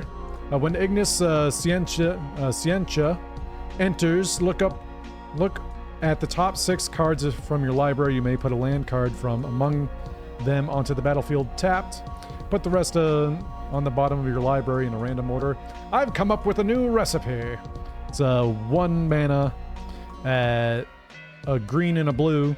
Exile target card from a graveyard. If a creature card was exiled this way, create a food token. Whoa. Hey, Kez. Side quest, card collection. When this enchantment enters, draw 3 cards, then discard 2 cards. At the beginning of your end step, if 8 or more cards are in your graveyard, transform this enchantment. The glory of the tourney awaits. And here we have, this is really trying my my Roman numeral reading, but whoa! Ooh, I saw, you guys see a lot of shine that got revealed real quick? We might have a banger for the first pack. Wow. From father to son, search your library for a vehicle card, reveal it, put it into your hand. If this spell was cast from a graveyard, put that card onto the battlefield instead, then shuffle. Flashback. 4 mana. And 3 white. Wow! Oh! Unexpected request. Final Fantasy IX. Gain control of target creature until end of turn. Untap that creature. It gains haste until the end of turn. You may attach an equipment you control to the creature. If you do, unattach it at the beginning of the next end step. I shall hereby do my best to kidnap you. And wha! Treno, Dark City. It's a land. Luckily, we got the nice shiny Final Fantasy IX card there. And we have done this. We've done that dance before.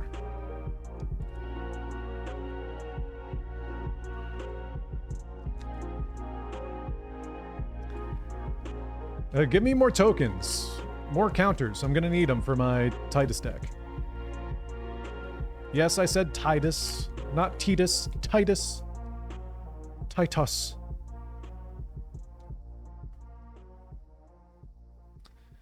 I guess I should put like tokens and things off to the side because cornered by black mages. Hey, there's a Vivi's, you know, like more or less in this card. Target opponent sacrifices a creature of their choice. Create a 0/1 Black Wizard token, Black Wizard creature token. With whenever you cast a non-creature spell, this token deals 1 damage to each opponent.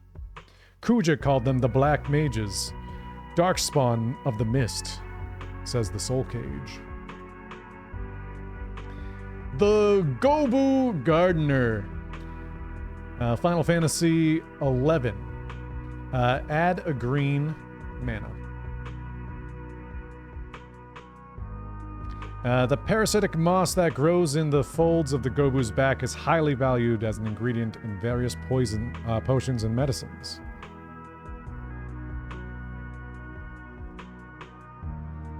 The Scorpion Sentinel! Final Fantasy VII. As long as you control 7 or more lands, this creature gets +3/+0. Barret, be careful. Attack while its tail's up. It's gonna counterattack with its laser. Who hasn't done that at least one time just to get countered by the laser? Like, people have done it intentionally, right? I know I sure did. That's Final Fantasy VII. We've already gone through this card. Call of the Mountain Chocobo.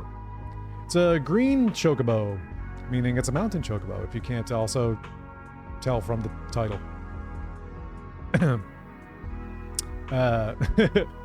Search your library for a mountain card. Reveal it, put it into your hand, then shuffle. Create a 2/2 green bird creature token with whenever a land you control enters, this token gets a +1/+0 until end of turn. Flashback 5 and a red. You may cast this card from your graveyard for its flashback cost, then exile it. Okay. Good input, Kaz. Wait! Okay, never mind. We have gone through that card on the Sephi deck. Sephi, rock. Monk's Fist. It's a job select from FF1. FF1 joins the fray. Omega, Heartless Evolution. Wave Cannon. When Omega enters, for each opponent, tap up to one target non-land permanent that opponent controls. Put X stun counters on each of those permanents, and you gain X life, where X is the number of non-basic lands you control. If a permanent with a stun counter would become untapped, remove one from it instead. That is from Final Fantasy XIV. Tifa's Limit Break! Let's go, Tifa card! Yeah! It's tiered. Choose one additional cost. Somersault, 0. Target creature gets +2/+2 until the end of turn. Meteor Strikes, 2. Double target creature's power and toughness until the end of turn. Or Final Heaven. 6 and green. Triple target creature's power and toughness until the end of turn. Wow.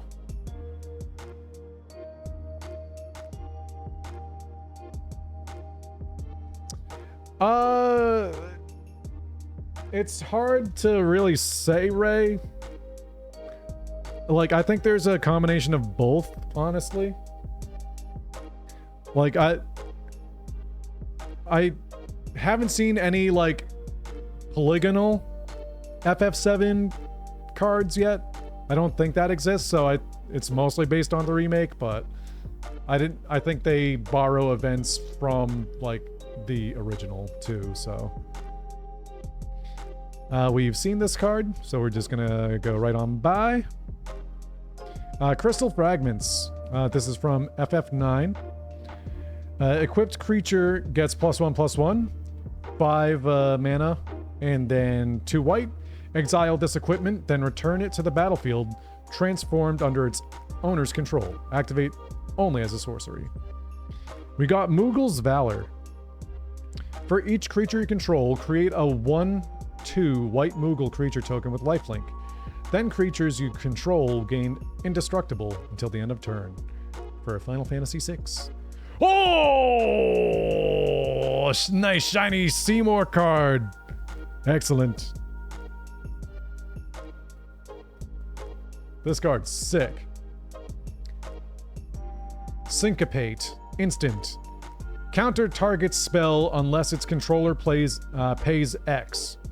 If that spell is countered this way, exile it instead of putting it into its owner's graveyard. Your eyes, they burn with resolve. Beautiful. And a holographic 7th Heaven.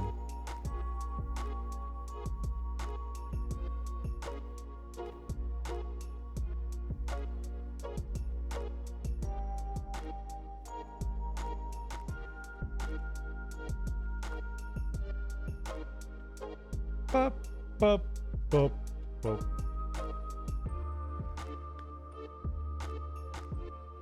Okay, we got a nice full art, just Sin card hanging out. 36 of 53. We got an Ahriman. Flying Death Touch, 3 mana to sacrifice another creature or artifact and draw a card. Balam T-Rexor. Creature, dinosaur, trample. When this creature enters, you gain 3 life. Okay. 4 cycling for 2 mana. Discard this card, search your library for a forest card, reveal it, put it in your hand, then shuffle. Dragoon's Wyvern. Flying Drake. When this creature enters, create a 1/1 colorless hero token.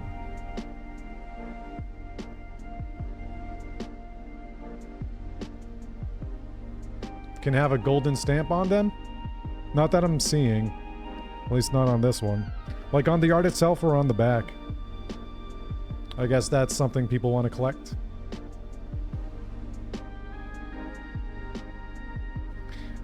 That Dragoon's Wyvern was 11. We got a Gallicat. Flying Vigilance. As long as you control 2 or more artifacts, this creature gets a +2/+0. That is our first Final Fantasy V card. We're missing 2, which everybody loves, and nothing from 13 yet out of the boosters. We got another Train Suplex card. It's going right into Final Fantasy VI. The World Map, FF1. Sacrifice this artifact, search your library for a basic land card, reveal it, put it into your hand, then shuffle. Sacrifice this artifact, search your library for a land card, reveal it, put it in your hand, and then shuffle. Yes. Bop. Chocobo Racetrack, let's go! Landfall whenever a land you control enters, create a 2/2 green bird creature token with whenever a land you control gets +1/+0. No matter how you make your bet, you win some and you lose some. It all comes down to skill and luck. The racing expert. So the black chocobo in of itself isn't technically rare. Like, as you are breeding chocobos, the rarities do go up, and you need specific like nuts to breed the correct chocobos. But this is Teo, the most infamous racer on the chocobo racetrack. Love to see that Teo has made it into the game. Battle menu from FF6. Choose one, attack, create a 2/2 white knight creature token. Ability, target creature gets a +0/+4 until the end of turn. Magic, destroy target creature with power 4 or greater, or item, you gain 4 life. And here is our first Final Fantasy XIII card. This creature enters tapped, the Shambling Seath. Whenever you cast a non-creature spell, you may pay black. If you do, return this card from your graveyard to your hand. The Wind Crystal from Final Fantasy III. White spells you cast cost 1 less to cast. If you would gain life, gain twice that much life instead. It's a 4, 2 whites. Creature you control gain flying and lifelink until the end of turn. And wha! We've got Cecil, the Dark Knight. Legendary creature, human knight. Death touch, darkness. Whenever Cecil deals damage, you lose that much life. Then if your life total is less than or equal to half of your starting life total, untap Cecil and transform it.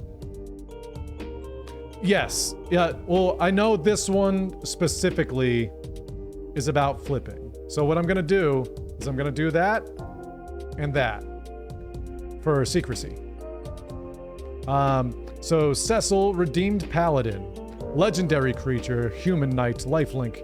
Protect. Whenever Cecil attacks, other attacking creatures gain indestructible until the end of turn. This is my battle. One I must fight alone and atone for my wrongs. Final Fantasy IV. And wha! We got the Bard's Bow. It's an artifact, equipment, job select. Equipped creature gets +2/+2. Has reach and is a bard in addition to other types. The Perseus bow, equipped 6. Guys, do you know the meme for Gungaga?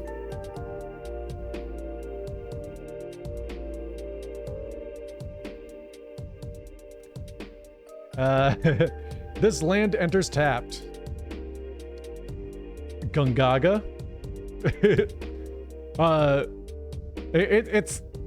It's a stupid meme.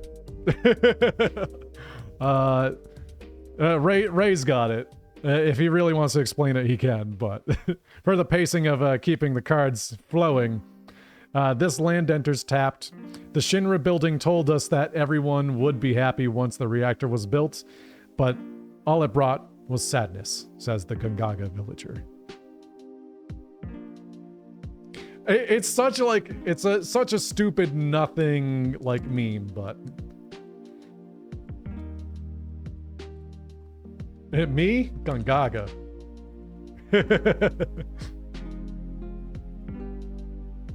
We have another art card. It's 26 of 53. Oh, that's sick. It's Hanzo.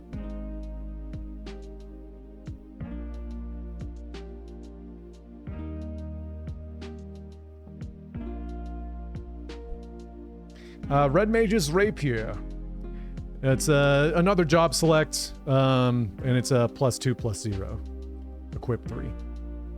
Black Mage's Rod from FF1. There's another job select, a +1/+0, and is a wizard. The Airship Crash. This is the beginning of Final Fantasy IX, of course. Destroy target artifact, enchantment, or a creature with flying. Cycling 2. Discard this card, draw a card. Just our luck to crash in this forest. It's gonna get interesting, says Baku, the Tantalus leader. Retrieve the Esper. Create a 3/3 blue robot warrior artifact creature token. Then if this spell was cast from a graveyard, put 2 +1/+1 counter tokens on it.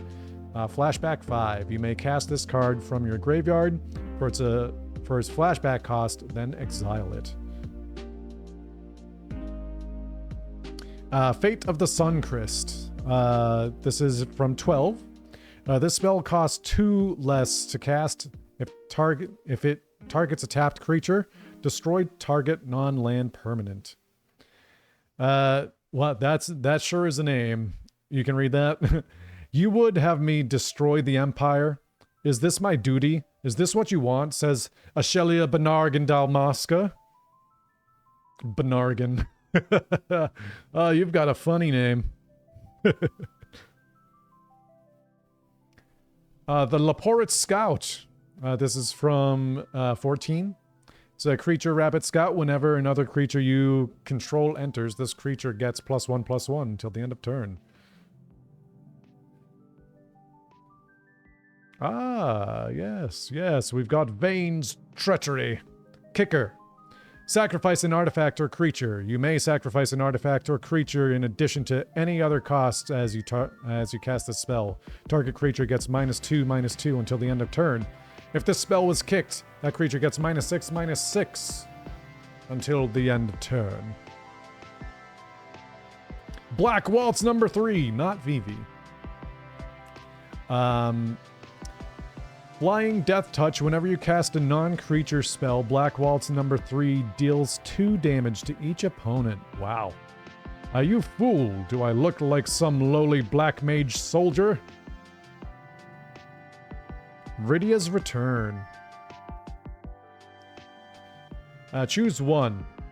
Creatures you control get a +3/+3 until the end of turn. Return up to 2 target permanent cards from your graveyard to your hand.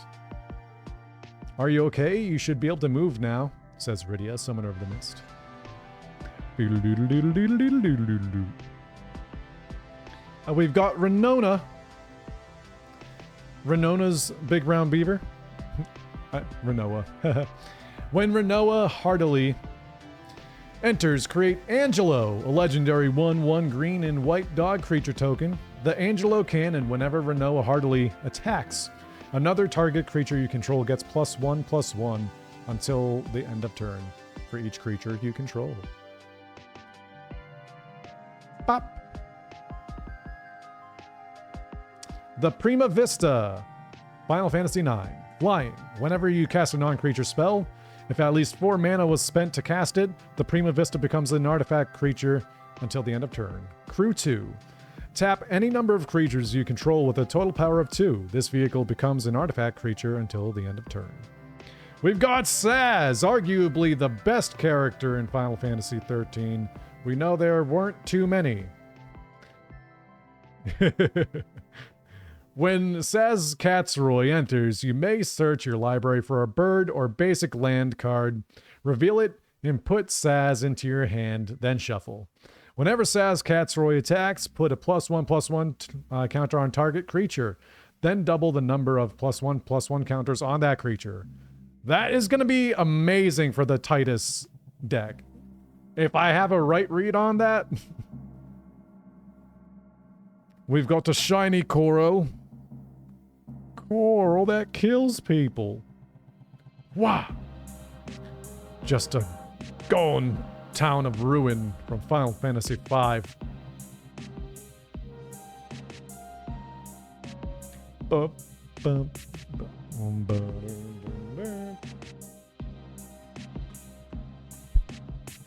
Oh, you know what? Just to show like a progression of what we got left.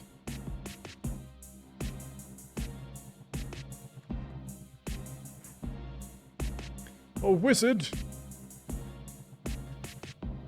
shows up precisely when they need to. Summon Chocomog! So this is clearly based on the FF7 Rebirth design, or remake.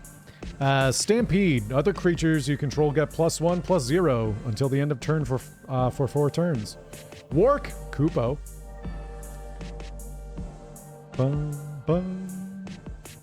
Item Shopkeep.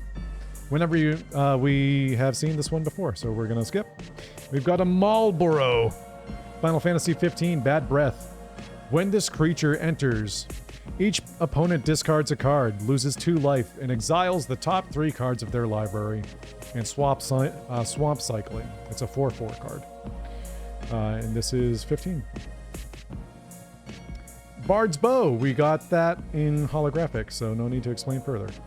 We've got Donna in Isaru, Maroda, and Passe. The most overpowered character in the entire game. Just soloing, not soloing, but he's killing fiends in Xanarkin with like 2 other kids his age. Look out, those kids are wild. Flash, enchant artifact or creature.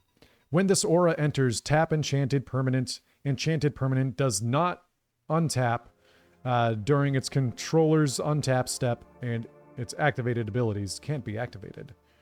Stuck in the Summoner's Sanctum. White Mage's Staff from FF1. It's a job select, and it's a cleric in addition to other things. The Magic Pot. When this creature dies, create a treasure token. It's an artifact with tap. Sacrifice this token, add 1 mana of any color. 2 mana to tap and exile target card from graveyard. The Ring of Lucy. Add 2 colorless mana, pay 1 life, tap target non-land permanents. King of Lucius, come to me, says Noctis. We've got Shantoto from 11. Whenever you cast a non-creature spell, Shantoto gets +X/+0 until the end of turn, where X is the amount of mana spent to cast that spell. If X is 4 or more, draw a card. We've got Ultros, the obnoxious octopus. Whenever you cast a non-creature spell, if at least 4 mana was spent to cast it, tap target creature in opponent controls and put a stun counter on it. If a permanent with a stun counter would become untapped, remove 1 from it instead. Whenever you cast a non-creature spell, if at least 8 mana was spent to cast it, put 8 +1/+1 counters on Ultros. Hey, let's go. Side quest, play Blitzball. At the beginning of combat on your turn, target creature you control gets +1, +2, +0 until the end of turn. At the end of combat on your turn, if a player was dealt 6 or more combat damage this turn, transform this enchantment, then attach it to a creature you control. The reverse side is World Champion Celestial Weapon. Double Overdrive. Equipped creature gets +2, +0, and has double strike. Equip 3. Sorry for making you wait, Yuna. I had some promises to keep, ya. Like, the art in this goes so hard. That's my Blitzball captain right there. We have Lightning. Army of 1, human soldier, first strike, trample, lifelink. Stagger whenever lightning deals combat damage to a player until your next turn. If a source would deal damage to that player, or permanent that player controls, deals double damage instead. Lightning. It flashes bright, then fades away. It can't protect, it only destroys. And instant ramen! Let's go! Holographic instant cup noodle. That's wild. Flash, when this artifact enters, draw a card, sacrifice this artifact, you gain 3 life. It's not about finding the single best ingredient, it's about crafting that perfect blend of meat, egg, and shrimp. That harmony of flavors is key. And a mountain card.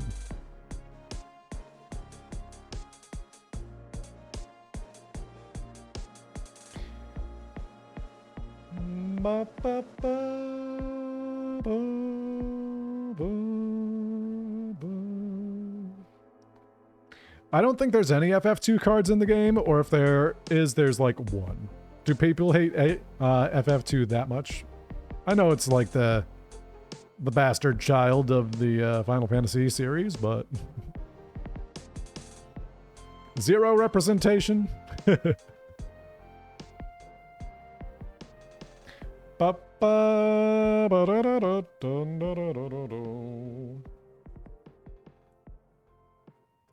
The Final Fantasy 14 cards are getting blasted by the there we go. That's a little more better.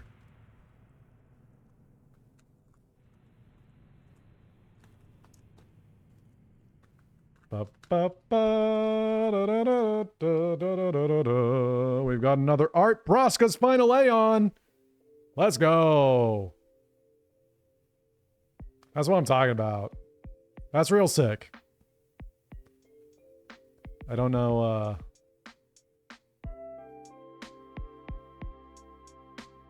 Hell yeah. There we go.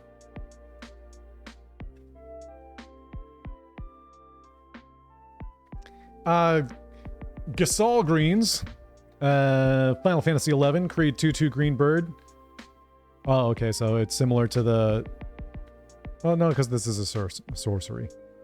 Whenever a land you control enters, this token gets +1, +0 until the end of turn. Flashback 6.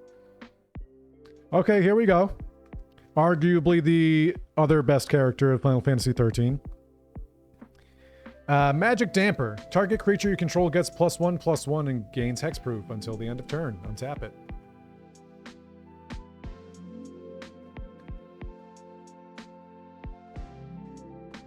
Ah, God. Delicious water.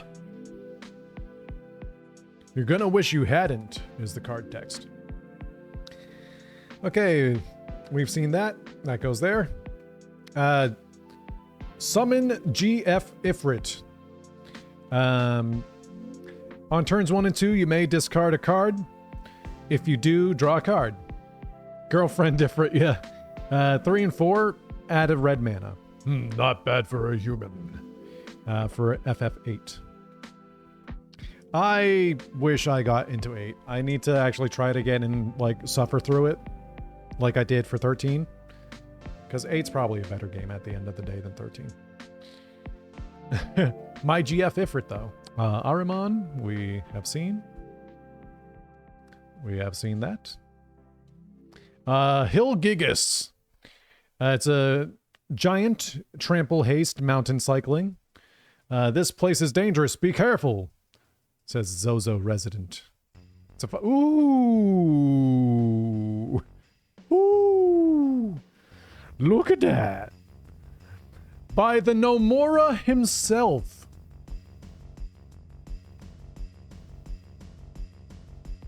Nice full art. Look at that. It's a Venadiel Adventurer's Laboratory Maniac. If you would draw a card while your library has no cards in it, you win the game instead. Oh. That sounds good. Love. Oh. I mean, as good as this card is, how can that even compare to Ride the Shoe Puff? It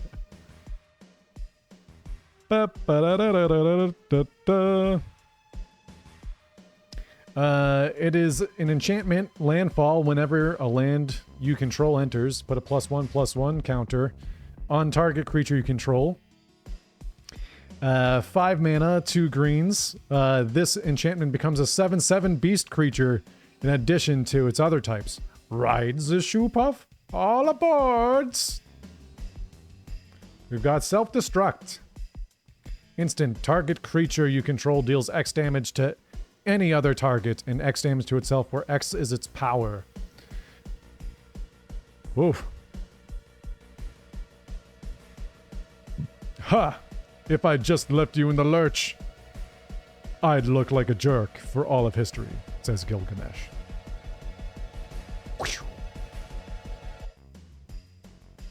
Phoenix Down. It's an artifact, 1 mana, 1 white. When tapped, exile this artifact, choose one, return target creature with mana value 4 or less from your graveyard to the battlefield tapped. Exile target skeleton, spirit, or zombie. Oh, so you can use it to, like, you know, like you do in the game where curing the undead kills them. That's nice. Feather with the power to revive those who have exhausted their strength. Whew. Memories returning. Reveal the top 5 cards of your library, put one of them into your hand, then choose an opponent. They put one on the bottom of your library, then put one into your hand. Then they put one on the bottom of your library.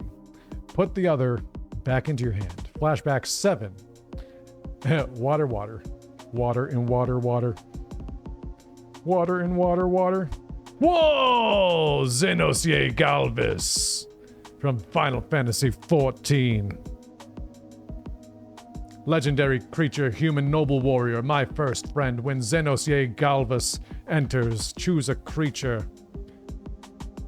An opponent controls until the end of turn creatures other than Xenosier Galvis, and the chosen creature get a -2/-2. When the chosen creature leaves the battlefield, transform Xenosier Galvis into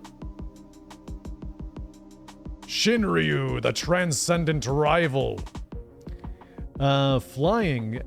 As this creature transforms into Shinryu, choose an opponent. Burning Chains. When the chosen player loses the game, you win the game. This is for a multiplayer scenario. So I'm like, that makes sense already, but for multiplayer stuff, I'm like, hey, Justin's gonna lose, and if he does, I win. The heavens are too small for a field. The heavens are too small a field for our dance. Let us transcend this mortal coil. Very sick. Gungaga. Me? Gungaga.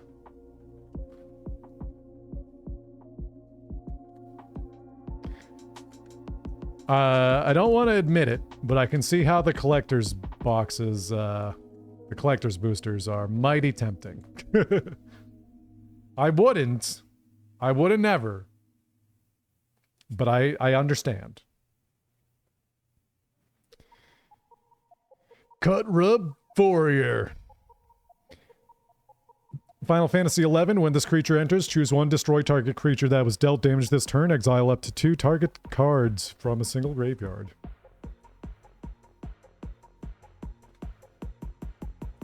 Commune with beavers. Look at the top... hey, here's a FF2 card. Look at the top 3 cards of your library. You may reveal an artifact creature or land card from among them and put them in your hand. Put the rest on the bottom of your library in any order. An Ice Flan from FF10. When this creature enters, tap target artifact or creature an opponent controls, put a stun counter on it.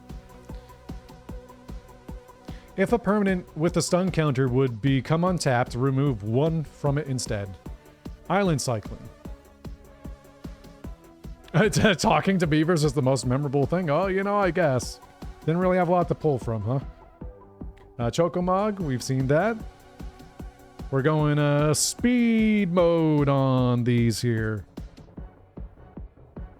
Hey, Warrior of Light! Another full art. Let's go.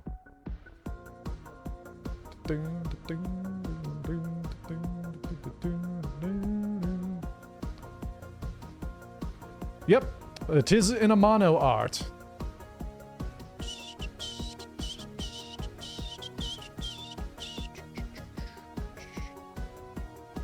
Want to get away from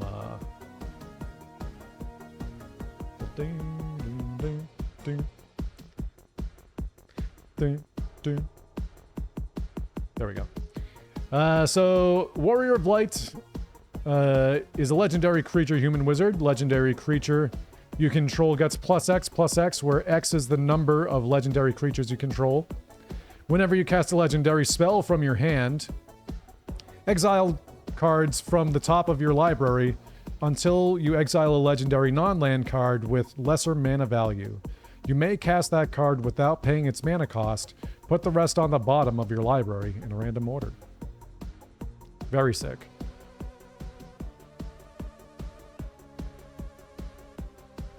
We've got the ever scary Tonberry. Salamander Horror. This creature enters tapped with a stun counter on it. If it would become untapped, remove a stun counter from it instead. Chef's Knife. During your turn, this creature has first strike and death touch. Ooh. Fearful monsters that creep ever forward. Knives poised with deadly intent. That sounds pretty good to me. 1, 2, 3, 4, 5. I put a few 5 cards in the 6 slot. Because I don't know how to count. Or use my own system that I use. We've got Zidane. Zidane. Whenever Zidane enters, gain control of a target creature an opponent controls until the end of turn. Untap it.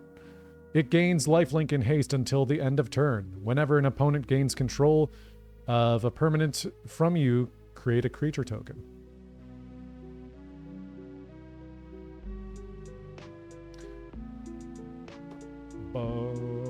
Sleep Magic. Enchantment Aura. When this aura enters, tap enchanted creature. Enchanted creature doesn't untap during its untap step. When enchanted creatures dealt damage, sacrifice this aura. We've got the Emperor of Palamecia. It was actually better when... Oop. Looking for card legibility here. Yeah. Oop.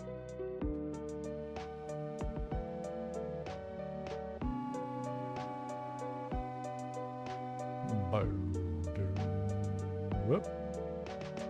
Holy Bright, yeah. I'm trying to... I think that's fine. Add water or fire. Spend this mana only to cast a non-creature spell. Whenever you cast a non-creature spell, if it was at least 4 mana, if at least 4 mana was spent to cast it, put a +1/+1 counter on the Emperor. If it has 3 or more +1/+1 counters on it, then transform it. We've got Brynhildr from FF13.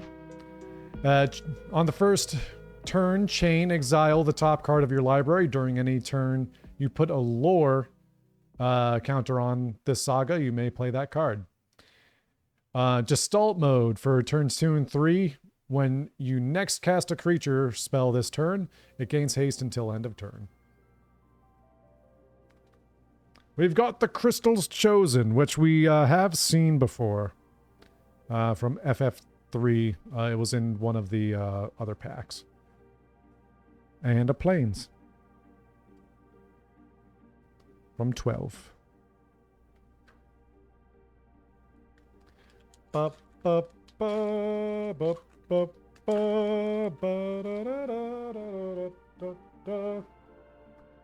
We've got an Elemental as our token card. Chocobo Kick. Sorcery Kicker. Return a land you control to its owner's hand. You may return a land you control to its owner's hand in addition to any other costs. As you cast this spell, target creature you control deals damage equal to the power to target creature an opponent controls. If the spell was kicked, the creature you control deals twice that much damage. From FF4. I read that very quickly as Dreams of Lasagna, even though we've seen this card before. I might be a little hungry. Classic moment, Dreams of Lasagna. Magitech Infantry from FF15. Artifact creature, robot soldier.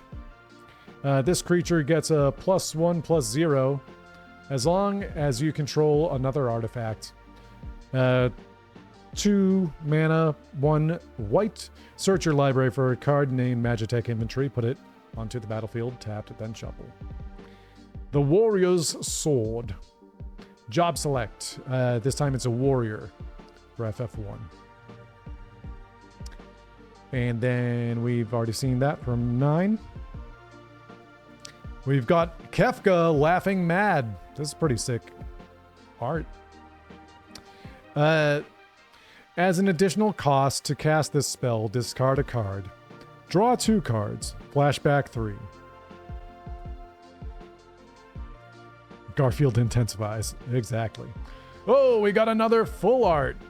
The Thrum of the Vestige. Instant. Thrum of Vestige deals 3 damage to any target. Final Fantasy 13. The Final Days. Final Fantasy 14. Sorcery. Create 2 tapped 2/2 black horror creatures. If this spell was cast from a graveyard, instead create X number of these tokens, where X is the number of creature cards in your graveyard. Wow. Flashback 4. The Final Days, is it? Adelbert Steiner. Lifelink Adelbert Steiner gets +1/+1 for each equipment you control. We have already seen that. Ooh, Choco Comet. The Choco Comet deals X damage to any target.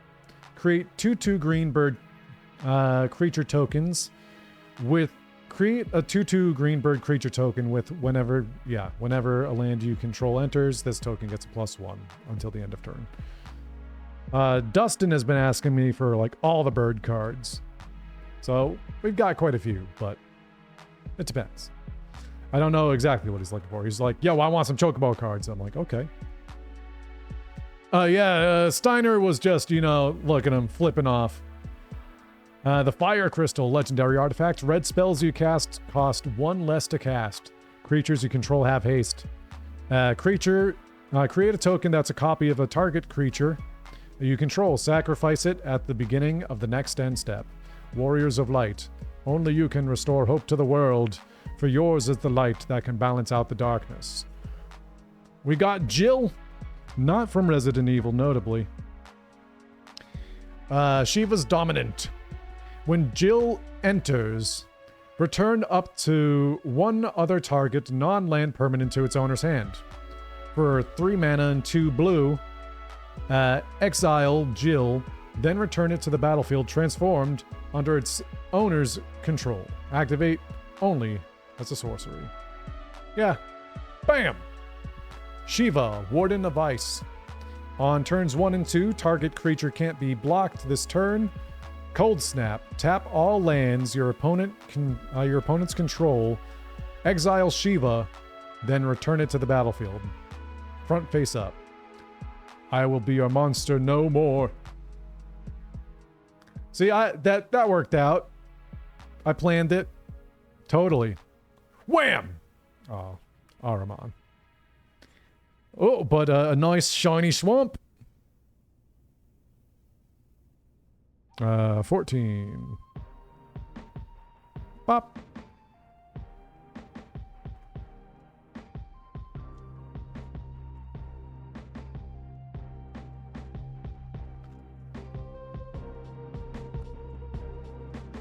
We got a food token?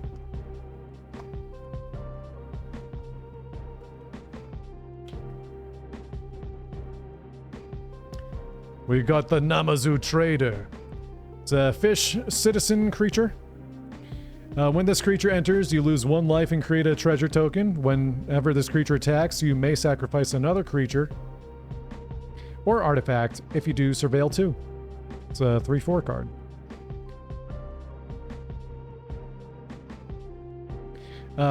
Prish's Wanderings. Final Fantasy XI. Search your library for a basic land card or town card, put it onto the battlefield, tapped, then shuffle. When you search your library this way, put a +1/+1 counter on a target creature you control. There's only one reason. They smell an adventure. Come on! We've got no time to lose. We've got the Kishurn? Kikern? I never learned to pronounce it. Kishurn. Shishurn? She sells seashells. Draw a card, then discard a card. Sacrifice this creature, draw 3 cards. This ability costs 1 less to activate for each town you control. Slash of Light. Instant Slash of Light deals damage equal to the number of creatures you control, plus the number of equipment you control to target creature. We have already seen that card. We've seen that card. Oh, another full art. Shantoto's Coercion. Sorcery. As an additional cost to cast this spell, sacrifice a creature. Search your library for a card, put that card into your hand, then shuffle. Nice. FF6. Oh, sorry, 11. I don't know how to read Roman numerals. It's like, wait, Shantoto doesn't go into 6. Thief's Knife. Job select and they get the rogue in addition to everything else. Torgal. A Fine Hound. Whenever you cast your first human creature spell each turn, that creature enters with an additional +1/+1 counter on it for each dog and or wolf you control. If you tap it, 1 mana of any color. Thank you, Torgal, for never giving up. Best boy, goodest boy, made an appearance. Here we go for, we've already seen that, so that is a 6. Ooh. We've got a full art Fenrir? Nice. Crescent Fang. Search your library for a basic land card. Put it onto the battlefield tapped, then shuffle. Second turn, I guess. Heavenward Howl. When you next cast a creature spell this turn, that creature enters with an additional +1/+1 counter on it. Ecliptic Growl. Draw a card if you control the creature with the greatest power or tied for the greatest power. So 3/2 Saga Wolf. Xanarkin! Let's go! Fenrir is 11. Xanarkin is from FF1, totally. It's a land town. Lasting Faith is 4 mana and 2 green mana. Sorcery Adventure. Create a 1/1 colorless hero creature token. Put a +1/+1 counter on it for each land you control. then exile this land card. You may play this land later from exile. This land enters tapped, add green. A city dead for 1,000 years. The end of Yuna's journey. And we've got the Coral Sword from FF5. Artifact, flash. When this equipment enters, attach it to the creature you control. That creature gains first strike until the end of turn. Equipped creature gets +1/+0. Equip 1. Ooh, and we've got a shiny land from FF4. Barren Airship Kingdom. Land Town.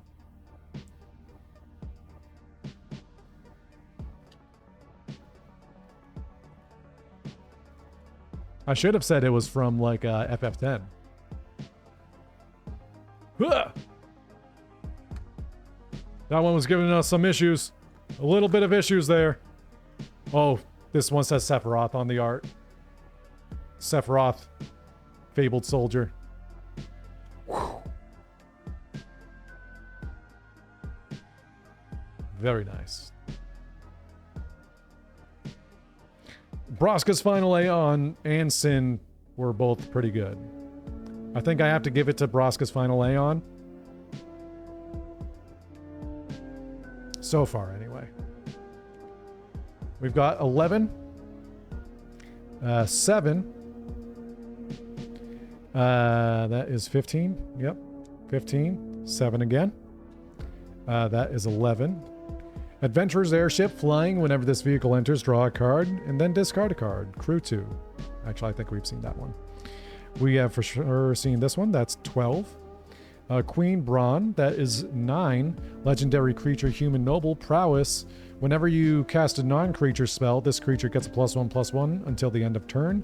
Whenever Queen Brawn attacks, create a 0/1 Black Wizard token.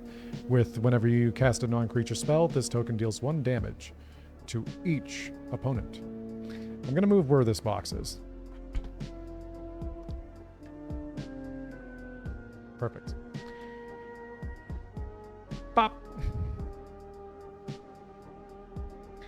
Cloud of Darkness, a legendary creature avatar, flying particle beam. When Cloud of Darkness enters, target creature an opponent controls gets -X/-X, where X is the number of permanent cards in your graveyard. The Gold Saucer! Let's go! The Gold Saucers add in uncolored mana. 2, flip a coin. If you win the flip, create a treasure token. 3, sacrifice 2 artifacts and draw a card. The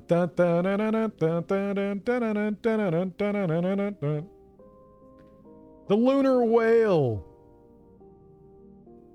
from FF4. Flying. You may look at the top card of your library at any time. As long as the Lunar Whale attack this turn, you may play the top card of your library. Crew 1. And wha! The Traveling Chocobo. You may look at the top card of your library at any time. You may play lands that cast bird spells from the top of your library. If a land or bird you control entering the battlefield causes a triggered ability of a permanent you can't control, you control to trigger, that ability triggers an additional time. FF7. Hey, nice.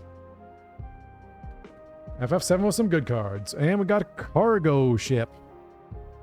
Cargo ship from Final Fantasy IX. It's an artifact vehicle. Flying Vigilance.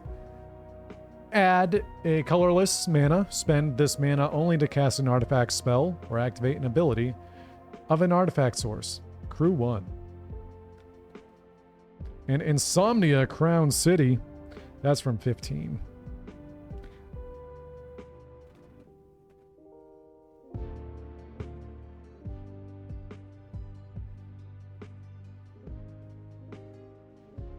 Ah, I see. I see. So, like, is the collectors really just that there's foils, or is there, like, more alternate arts that you can't get in play? Like, what are, like, all the different, Like, I'm sure there's much more than those things. We got Tataru from, Livia Prima. Final Fantasy, what the hell's Tataru from? Just Final Fantasy?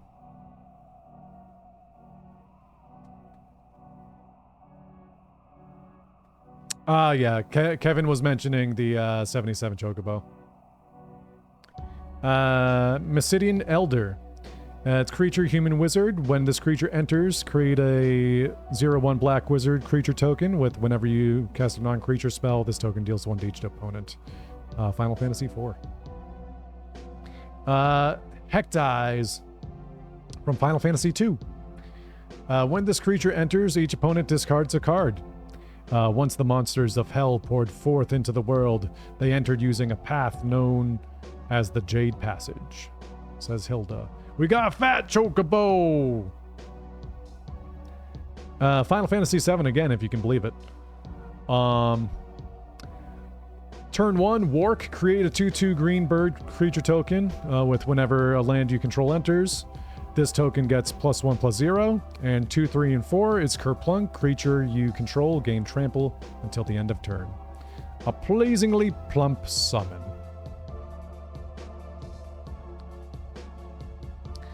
Sages Nuliths from 14. Artifact equipment, job select.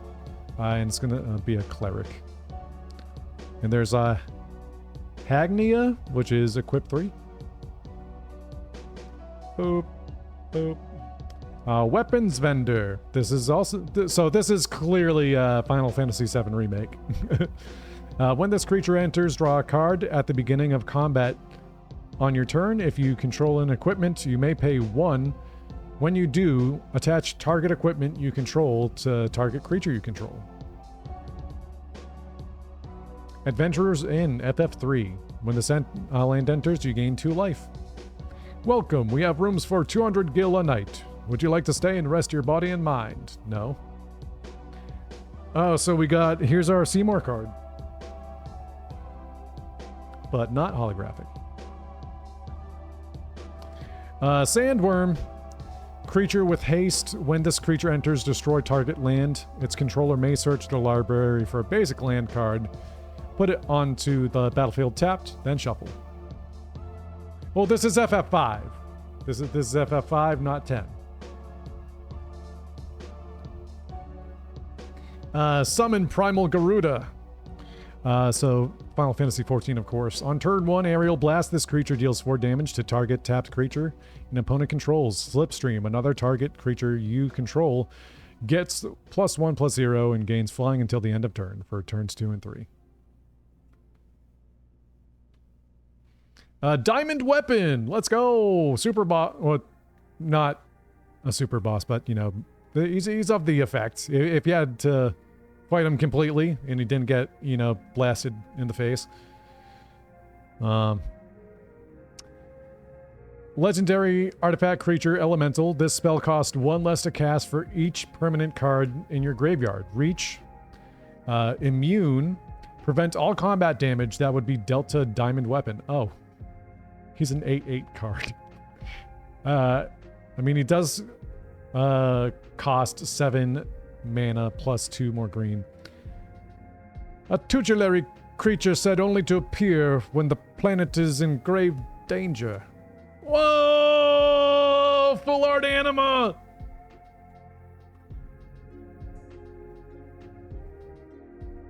Let's go! That's sick.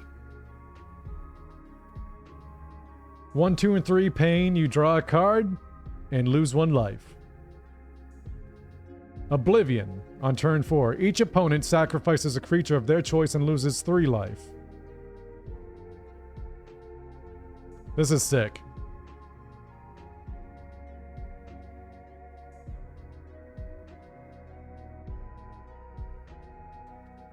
Genova. Ancient Calamity. Legendary creature alien. At the beginning of combat on your turn, put a number of +1/+1 counters equal to Genova's power on up to 1 other target creature. That creature becomes a mutant in addition to its other types. Whenever a mutant you control dies during your turn, you draw cards equal to its power. Wow. Oh, we got Hope. Boo. Boo. I know like 13-2 and 13 Lightning Returns is supposed to make Hope a better character, but my god, he was not that way in the first Final Fantasy 13 game.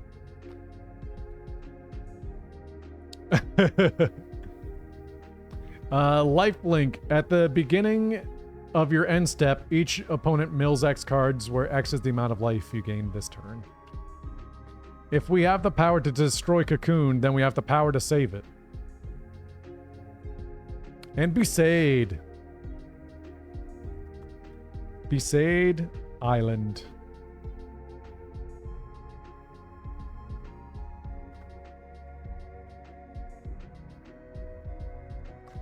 Could you do that move one more time?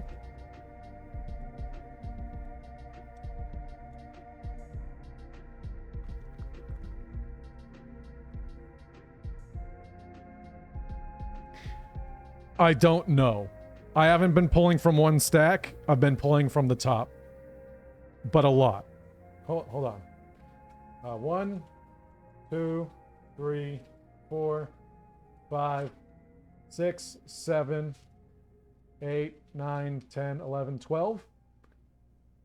So we're almost halfway through. You got to remember that the whole front half of the stream was reading like all the cards in the starter decks that we hadn't seen before, or same with the Tidus one, which had 100 cards. So as we start to see doubles, things are gonna be much quicker. I don't know how many cards are actually a part of the set as a whole. Target creature gets you're not alone. It's Final Fantasy IX. Target creature gets +2/+2 until the end of turn. If you control 3 or more creatures, it gets +4/+4 until the end of turn. You've always protected us, but you still don't understand that we looked out for you too, says Dagger. Oh, I put the Besaid in the wrong spot. Light of Judgment. It's Kefka. Light of Judgment deals 6 damage to target creature. Destroy up to 1 equipment attached to that creature. I was there. I saw when Kefka used his Light of Judgment to torch the village of Mobliz far to the east, Zen resident says. Here we go. R.I.P. again. Bum bum bum bum bum. Gigantode. From Final Fantasy 15, it's creature frog. As long as you control 7 or more lands, this creature gets +2/+2. The Gigantode is known to venture outside of its comfort zone during downpours, much to the surprise of unsuspecting hikers. The Rook Turret. Final Fantasy 14. Flying. Whenever another artifact you control enters, you may draw a card. If you do, discard a card. Discard a card. We've seen that. That's 14. That's 8. We've got Shiva, not full art.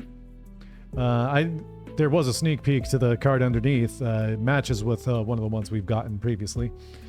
Heavenly Strike, tap creature an opponent controls, put a stun counter on it. Oh yeah, we got this in the Tidus deck. Saz's Chocobo, little guy. Whenever a land you control enters, put a +1/+1 counter on this.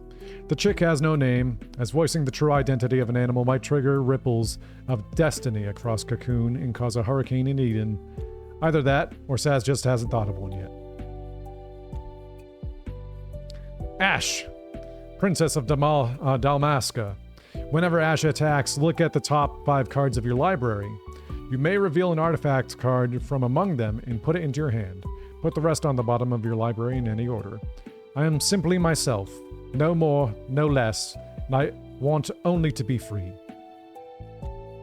We've got Sid, the Timeless Artificer. Artifact creatures and heroes you control get +1/+1 for each Artificer you control and each Artificer card in your graveyard. A deck can have any number of cards named Sid, Timeless Artificer. That makes sense. That makes sense because Sid is in every Final Fantasy game. Cycling, white and blue. Ultima.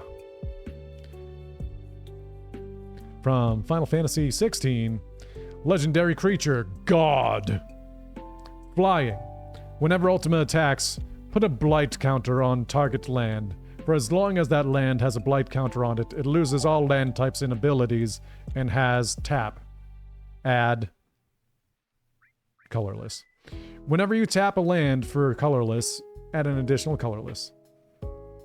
Whoa! It's an ether. Exile this artifact. Add water. When you next cast an instant or sorcery spell this turn, copy that spell. You may choose new targets for the copy. Restores 20 MP. FF7 is the one they use. Ooh.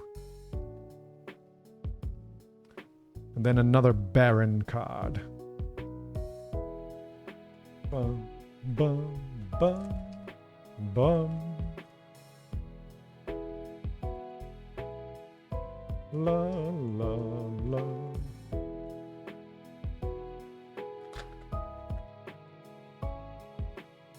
So I think this is pack 14, if we've been counting properly. Robot. Haste magic. Obviously Final Fantasy II. Target creature gets +3/+1 and gains haste until the end of turn. Exile the top card of your library. You may play it until your next end step. Double time. Hey, Shinra reinforcements.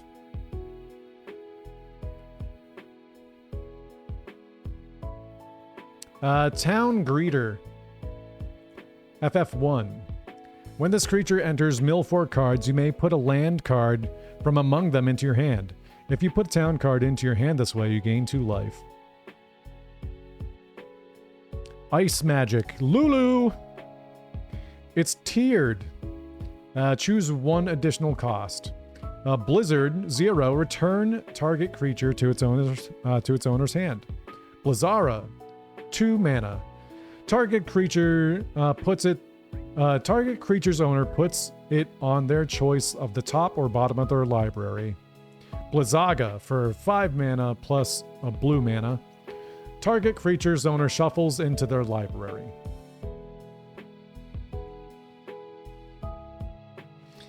We've seen that. Thunder Magic. This is tiered as well. It's more or less the same thing, but it's straight up damage. Boom, boom. Vincent's Limit Break. Nice. Instant. Also tiered.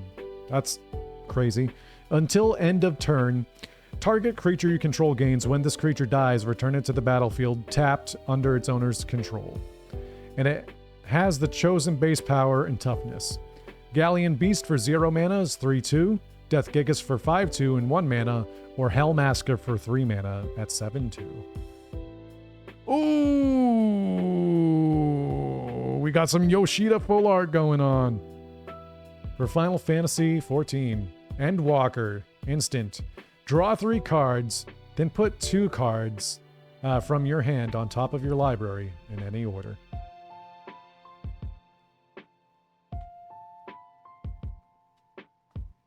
We've seen Cargo Ship. Gaius Van Baelsar. When Gaius Van Baelsar enters, choose 1. Each player sacrifices a creature token of their choice. Each player sacrifices a non-token creature of their choice. Each player sacrifices an enchantment token of their choice. Rides the Shoe Puff. Triple Triad.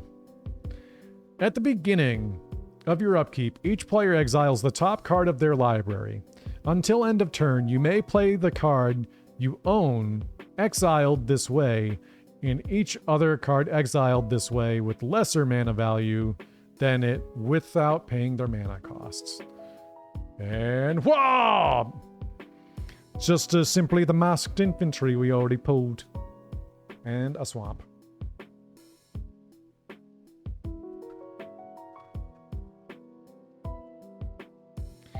Yes, that is Squall with his bare hands out. We've got another art series. Ooh, this is a good one.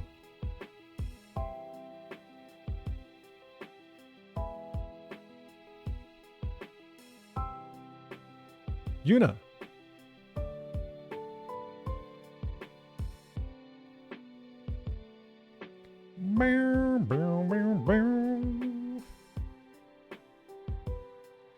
Black Mage's Rod. Airship Crash. Retrieve the Esper. Yep, we did that one as well. That is a 6. That is 12. We did that one as well. That was a 4. Grand Pulse Ochu. Final Fantasy 13. Death Touch for 8 mana until the end of turn. This creature gets +1/+1 for each permanent card in the graveyard. A mysterious beast that has grown large on its journey across Grand Pulse. Its children, known as Micro-Chus, accompany the Ochu in combat against adventurers. Instant Ramen.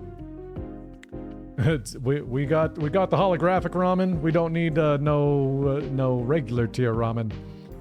Dragoon's Lance, we did have that before, I believe. So that is going to go there. The Colosseum Behemoth from FF2. It's a 7/7 beast with trample. When this creature enters, choose one, destroy target artifact or enchantment, draw a card. We've got a Goblin, Gyot, King of the Dwarves. Double strike whenever Gyot or another dwarf you control enters, and whenever an equipment you control enters, you may discard a card. If you do, draw a card. We will fight along with you for the planet, our home. Swallowed by Leviathan, another FF2 card. It's an instant, choose target spell, surveil 2, then counter the chosen spell unless its controller pays 1 for each card in the graveyard. Wow. Choose target spell, surveil 2. Then counter the chosen spell unless it pays 1 for each card in the graveyard. Wow. That sounds pretty good. Lindblom. Final Fantasy IX, Land Town. Mage Siege, instant adventure. Create a 0/1 black wizard creature token. A city encircled by the ramparts of a massive castle. And whoa! The Ice Flam. It is a shiny FF10 card. So we'll take that. Nothing super special though. A basic land. Dun, bum, bum.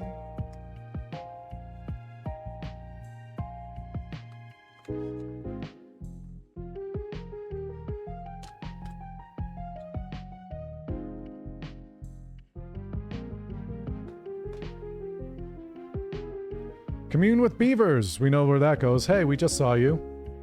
Joko Mog. Item Shopkeep. The Marlboro. We have seen you before. Blitzball! Artifact. Add 1 mana of any color. Ability, go! Tap. Sacrifice this artifact. Draw 2 cards. Activate. Only if an opponent was dealt combat by a legendary creature this turn. I mean, so you can kind of see Tidus over here. Looks like it's just a regular shot. Doesn't look like it's a sphere. It's definitely not a sphere shot. Hard to say if it's a Jex shot. I imagine if there is a Jex shot card, it would be Jex shot and show the Jex shot in all its glory. The sublimely magnificent Jex shot. Mark III, of course. Ether. The final days. Choco Comet. Ooh, side quest. Raise a Chocobo. When this enchantment enters, create a 2/2 green bird creature token with whenever a land you control enters. This token gets +1/+0 until the end of the turn. At the beginning of your first main phase, if you control 4 or more birds, transform this enchantment into a black Chocobo. When this permanent transforms into black Chocobo, search your library for land card. Put it onto the battlefield tapped, then shuffle. Landfall. And we got Terra. Because it's Terra time again. Magical Adept. When Terra enters, mill 5 cards. Put up to 1 enchantment card milled this way into your hand. Trance 4, red and green. Exile Terra, then return it to the battlefield. Transformed under its owner's control. Activate only as a sorcery. Then it flips to Esper Terra. Turns 1, 2, and 3. Create a token of a copy. Create a token that's a copy of a target's non-legendary enchantment you control. It gains haste. If it's a saga, put up to 3 lore counters on it. Sacrifice it at the beginning of your next end step. Add 2 white, 2 blue, 2 black, 2 red, and 2 green. Exile Esper Terra and return it to the battlefield. Face up. And shiny. Clash of the Icons. Choose 1 or more. Target creature you control fights target creature an opponent controls. Remove a lore counter from target saga you control. Removing lore counters doesn't cause chapter abilities to trigger. Put a lore counter on target saga you control. And Windurst Federation Center. So I think that puts us officially in the back half of the packs.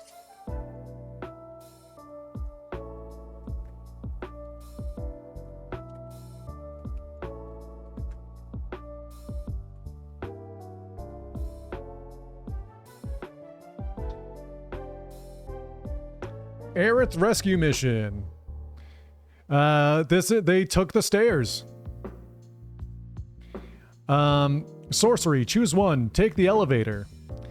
Create 3 1/1 colorless hero creature tokens. Take 59 flights of stairs. Tap up to 3 target creatures. Put a stun counter on them. If a permanent with a stun counter would become untapped, remove 1 from it instead. The Blazing Bomb from FF9. Creature Elemental. Whenever you cast a non-creature spell, if at least 4 mana was spent to cast it, put a +1/+1 counter on this creature. Blow up. Tap. Sacrifice this creature. It deals damage equal to its power to target creature. Activate only as a sorcery. Fight on! We got Aerith and Yuffie here. Return up to 2 target creature cards from your graveyard to your hand. Just hang in there. Someday we'll look back at these hard times and laugh. We've seen that. We've seen that for sure. Crossroads Village, FF2. If this land enters tapped, as it enters, choose a color. Add 1 mana of the chosen color. You've got to destroy the Dreadnought, Bafsk resident. Hey, we got a double full art.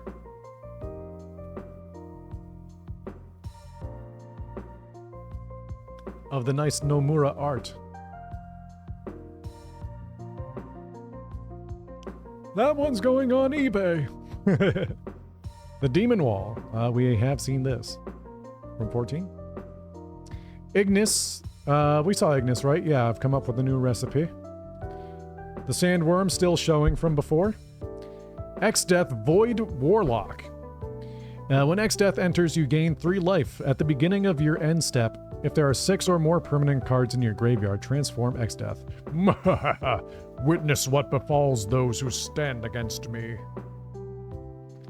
Neo X-Death, Dimension's End, Trample. Neo X-Death's power is equal to the number of permanent cards in your graveyard. Wah! Full Art Esper Origins. Ooh. Surveil 2, you gain 2 life. If this spell was cast from a graveyard, exile it, then put it onto the battlefield transformed under the owner's control, with a finality counter on it. Flashback. 3 mana, 1 green. Summon Esper Modwin. 1. Reveal the top counter of your library. If it's a permanent card, put it into your hand. Add green. 3. Other creatures you control get +2/+2 and gain trample until end of turn. I've chosen a name for her. Terra. And the shiny for this pack is Warriors S-Word. And then we've got Charlian, Nation of Scholars from FF14. For our land. Our hero token.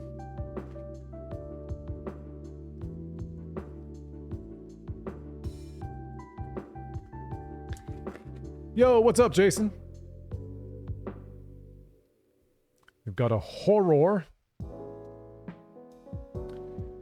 Ooh, Resentful Revelation. Look at the top 3 cards of your library. Put one of them into your hand and the rest in your graveyard. Flashback 6 and black. You may cast this card from your graveyard for its flashback cost, then exile it. The Genova project resulted in my conception.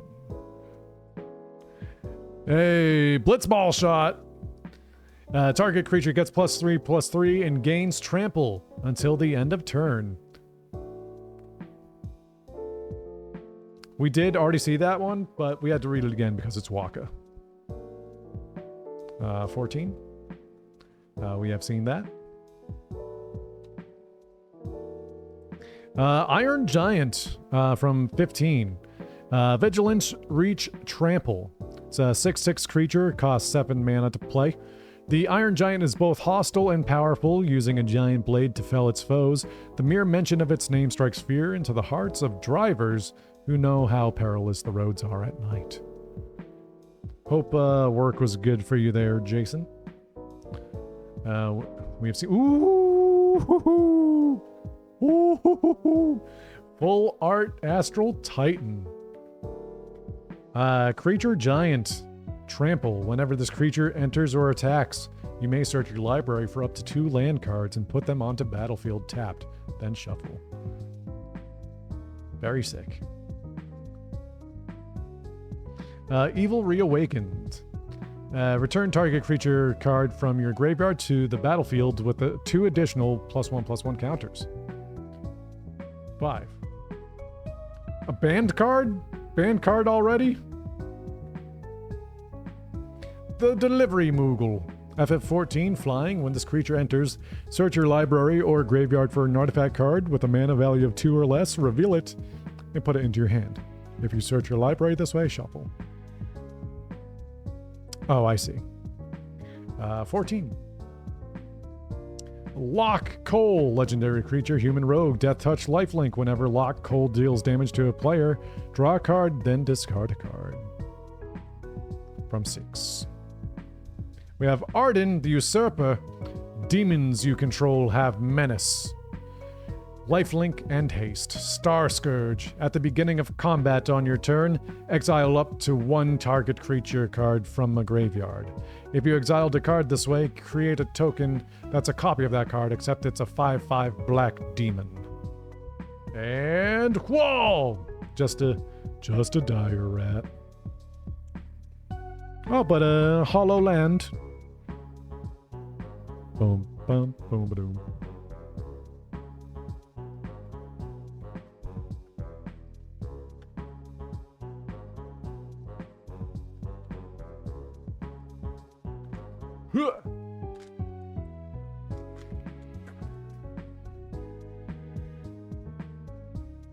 Another arts card. Machinist's Arsenal. That's pretty sick. Final Fantasy XIV, of course. Marlborough we've seen. Bard's Bow we have seen. We have seen the Donna card. Uh-huh. Uh-huh. Now, ooh! Newfound Adventure. Sorcery. Search your library for a plains, island, swamp, or mountain card. Put it onto the battlefield tapped and then shuffle. Very nice. Like them full arts. Sleep Magic, we have seen. Sorceress's Scheme. Return target instant or sorcery card from your graveyard or exiled card with flashback you own to your hand. Add red mana. Flashback 4 and red. The price for your meddling is death beyond death. Caxwar! Trample. At the beginning of your end step. If this creature didn't enter the battlefield this turn, return it to the owner's hands. A cactus with legs that loves to run hither and thither. Watch out for its thorns. FF6. Fang, Fearless Lassie. Whenever one or more cards leave your graveyard, you draw a card and you lose 1 life. This ability triggers only once each turn. Melds with Vanille, Cheerful Lassie. If I don't figure out our focus soon, Vanille's gonna be a Seath. I'll tear down the sky if it'll save her. I don't think there's any... Oh. Part of the combination card, I guess. Legendary creature, Beast Avatar, Vigilance, Menace, Trample, Reach, Haste. When Ragnarok dies, destroy target permanent and return target non-legendary permanent card from your graveyard to the battle. When prayers turn to promises, not even fate can stand in their way. A tier in pre-win from Final Fantasy XIV. Legendary artifact equipment. Equipped creature has base power and toughness of XX, where X is your life total. Equip 5. Oh, wham! Chocobo kick! But holographic this time.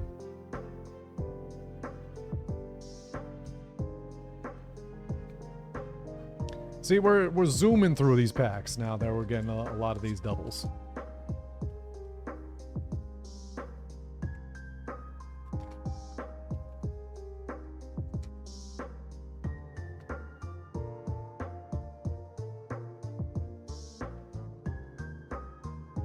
Combat Tutorial, Magitech Infantry, Warrior's S-Word, Resentful Revelation, Chocobo Kick, Crossroads Village, The Monk's Fist, Gladiolus Amicitia. When Gladiolus Amicitia enters, search your library for a land card, put it onto the battlefield, tapped, and shuffle. And it's got landfall. Guard the king with our lives. That's the way it's always been. The Chocobo Racetrack. The Battle Menu. Shambling Seath. Ooh, we got a full art Primal Odin. Turn 1 gun gear, destroy target creature in opponent controls.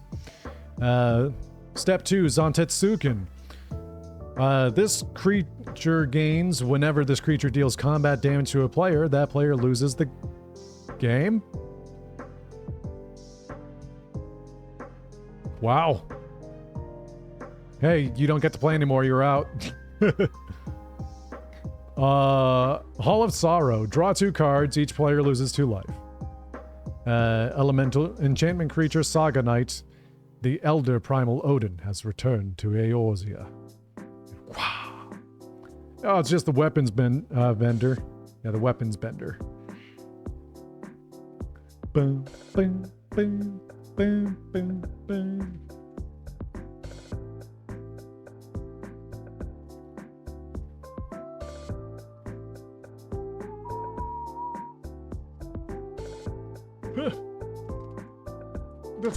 This one's like triple sealed. There's gonna be a good card in this one. That's what that means. They sealed it extra tight. Yeah, I'm real good at bending weapons. Fat Chocobo. We have seen that. Wait, welcome back, weapons vendor. I don't need an upgrade I just bought from you. Lots of FF7 cards in this pack. Circle of Power. You draw 2 cards and lose 2 life. Create a 0/1 black wizard creature token with whenever you cast a non-creature spell. This token deals 1 damage. Wizards you control get +1 and gain lifelink to the end of turn. The Thief's Knife. Torgal, welcome back. Good boy. Summoner's Grimoire. Artifact, equipment, job select. Equipped creature is a shaman. In addition to its other creature types, and has whenever this creature attacks, you may put a creature card from your hand onto the battlefield. If that card is an enchantment card, enters tapped and attacking. Abraxas, equip 3. Oh, Joshua.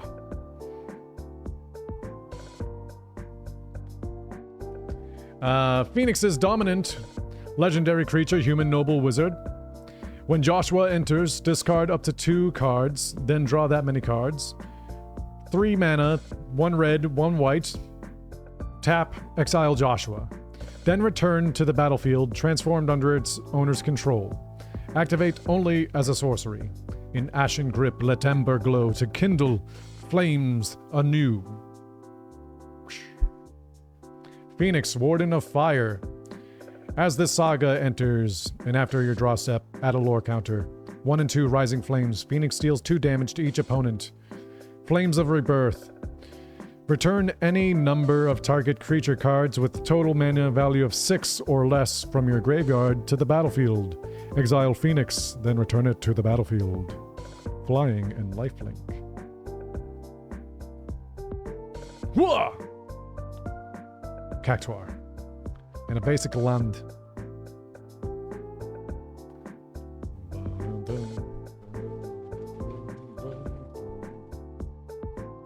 So we have 4, 7, 10 packs left. 10 packs.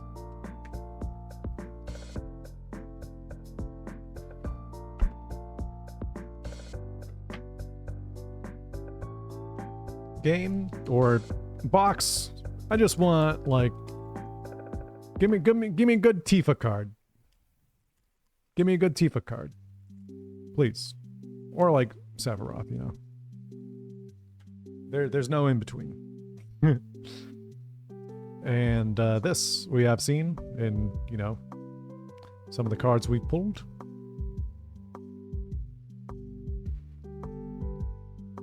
Like a full art Sephiroth or just Sephiroth?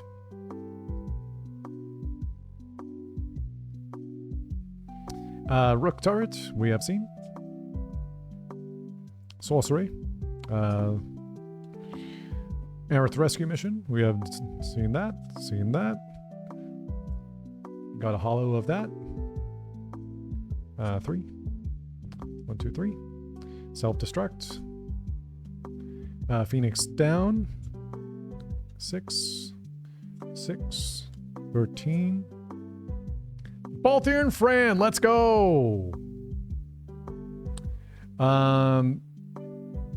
Reach. Vehicles you control get +1/+1 and have vigilance and reach. Whenever a vehicle crewed by Balthier Fran this turn attacks, it's the first combat phase. If it's the first combat phase of the turn, you may pay 1 red and a green. If you do, after this phase, there's an additional combat phase. You know, best characters in 12. I don't think that's a hot take or a contentious take.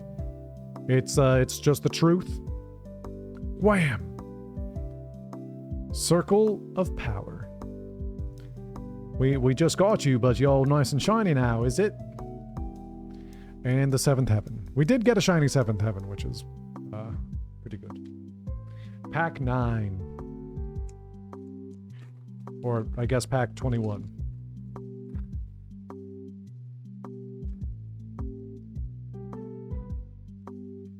Whoa! I just saw...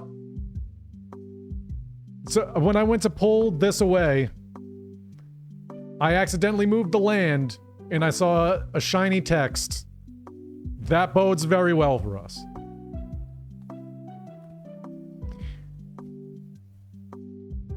It could be a very good card. The Dreams of Laguna, Magitech Infantry, Warriors S-Word, 6, Grand Pulse Ochu's 13, Eden Seat of the Sanctum. I don't think we pulled this one. Add a colorless, mill 2 cards, then you may sacrifice this land. When you do, return another target permanent card from your graveyard to your hand. Ba-ba-boom. Barrett Wallace, which we did get in the starter deck. So we got Anima, not the full art Anima that we got earlier, just regular Anima. So we know what that card does. Side quest, Hunt the Mark, Final Fantasy XII. When this enchantment enters, destroy up to 1 target creature. At the beginning of your end step, if a creature died under an opponent's control this turn, create a treasure token. Then if you control 3 or more treasures, transform this enchantment. Oh my god. Did you guys see what was under it? Did you see what was under it? Oh, this is a good pack. Good pack. We'll get to it. We'll get to it in a second. Yasmat, Ultimate Mark. Legendary creature dragon. 1 mana. Black mana. Sacrifice another creature or artifact. Yasmat gains indestructible until the end of turn. Tap it. Y'all ready for this? Full Art Sin, let's go!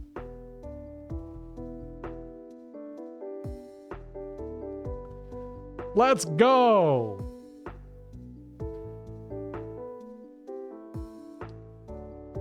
Flying. Whenever Sin enters or attacks, exile a permanent card from your graveyard at random. Then create a tap token that's a copy of that card.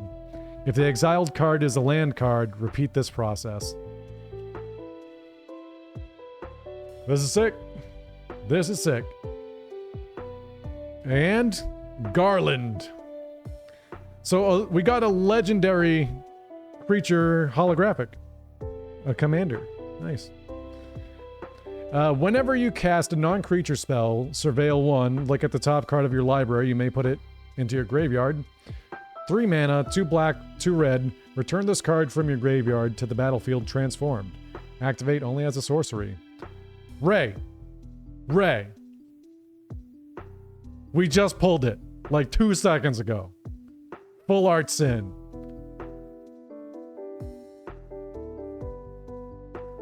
And this right now.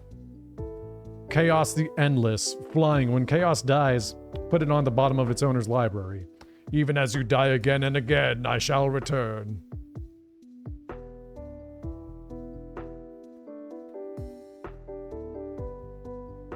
Very nice. Holographic Garland, we'll take that. But look, the crown jewel. Full Art Sin, I mean, it's not... I don't know if the full arts can be holographic, but like... Ah, yes. Right now, this is my favorite so far. It tickles my fancy.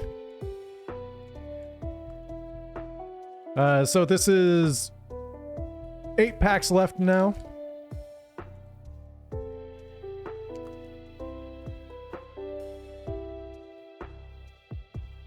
Ba-bum-bum. Wizard, I'm a wizard.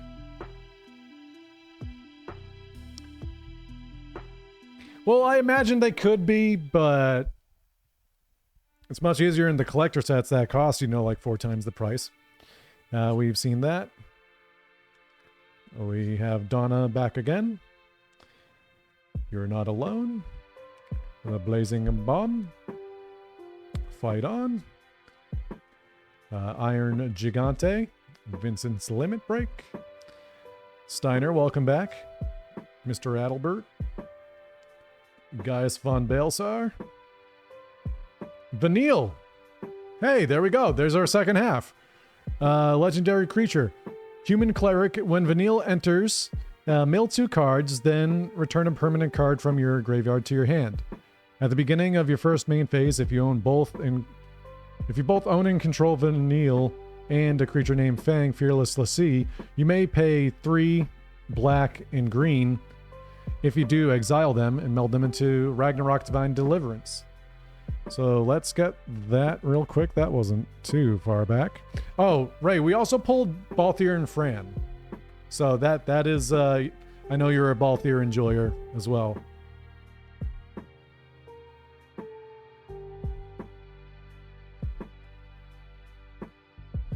I'm looking at the wrong... Those should go there.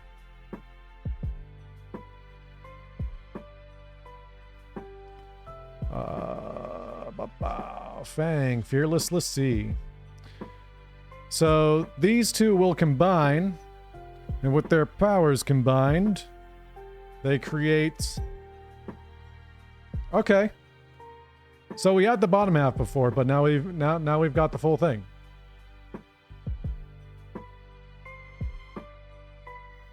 Very sick. That's a guy almost as cool as Vaughn. I think that was Captain Bosch von Ronsenberg of Del Mosca. Min Wu, the White Mage. FF2, Vigilance Lifelink. Whenever you gain life, put a +1/+1 counter on each cleric you control. And a Hollow Airship Crash. And Rabanasta. Rabanister? Oh yeah, the city of Rabanister. Rabanister. No, I know.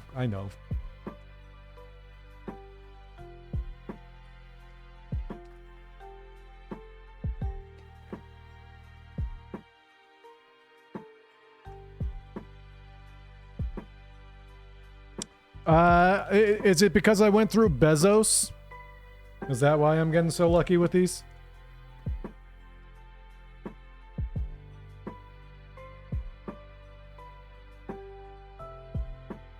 Rasta Banana. Oh yes, I come from the city of Rasta Banana Man. 6. 5. 4? No. 14. Close. 9? Oh, sorry, 11. I did it again. 11? 1? Blitzball, welcome back. Goal! Ooh, hoo-hoo, another! A mono full art. Wild Rose Rebellion. Instant counter target spell. Very nice. I like. I've been clowning on Final Fantasy II, but it granted us a full art. I mean, we did get a full art Anima and a full art Sin, so I can't complain. Our Final Fantasy VII offerings have been lacking by comparison. 6. Oh, Opera loves... I saw another full art. Right? That was a full art something? Back there? I didn't mean to do that. Choose one. Exile top 2 cards of your library. You may play those cards until your next end step. 1 or 2 target creatures each get +2/+0 until the end of turn. Oh, my hero, my beloved, shall we be made to part? Oh yeah. There's a card. There's a card behind there. We all saw that. Poo Poo UFO. Final Fantasy VIII? Is that what I missed out on by not playing the game all the way through? Flying. You may put a land card from your hand onto the battlefield until the end of turn. This creature's base power becomes equal to the number of towns you control. Thank you. Final Fantasy VIII. Oh my god! There we go. Hell yeah. Hell yeah. If there ever was going to be a card that I'd want from the FF12 set, this is the one. This right here. So we already know the effects, but oh my god. Mwah. That's amazing. That is amazing.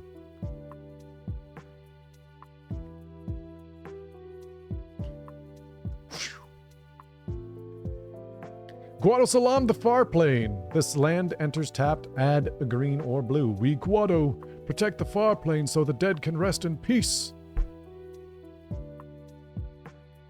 Great. Amazing. That just shot up to like, I don't know, we've had some really good cards, but that is easily within the top 5, dare I say top 3. This is pack 7. 1, 2, 3, 4, 5. Oh no, 6. 1, 2, 3, 4, 5, 6. 6 left. Boop.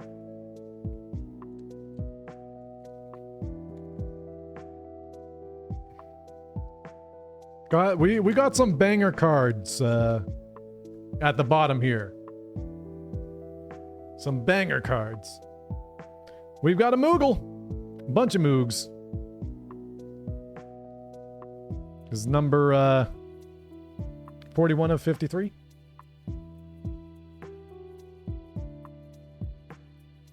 We have seen this. 14. Girlfriend Ifrit is back. Sorry, Ifrit. Girlfriend Ifrit. For 8.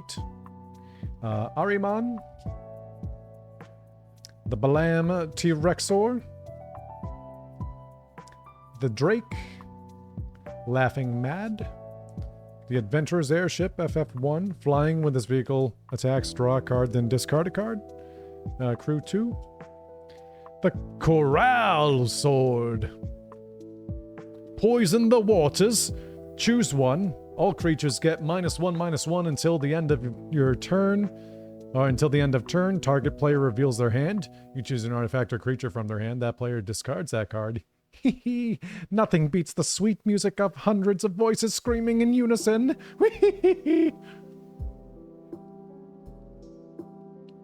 Wham! Judge Magister Gabranth. Menace. This creature can't be blocked except by two or more creatures. Whenever another creature or artifact you control dies, put a +1/+1 counter on Judge Magister Gabranth. I slew your king. I slew your country. Do these deeds not demand vengeance? Whew. Hey, there's Garland. Welcome back. Well, we got you holographic, so goodbye to the Shadow Realm with you. Ninja Blades. Artifact. Job select. Equipped creature gets +1/+1. Is a ninja in addition to other creature types. Whenever this creature deals combat damage to a player, draw a card, then discard a card. That player loses life equal to the discarded card's mana value. Mutsuno Kami. Equipped 2. Oh my god! Holographic Zidane! We're doing so good! When Zidane enters, gain control of target creature an opponent controls until the end of turn. Untap it. It gains lifelink and haste until the end of turn. Whenever an opponent gains control of a permanent from you, you create a token treasure. And Forest. Walk with me, my little child. Excuse me. All right. 5 packs left. Thank you. Well, thank you very much.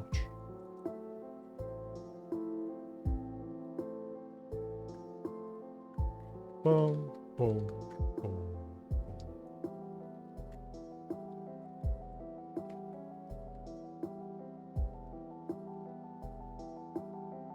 A bird.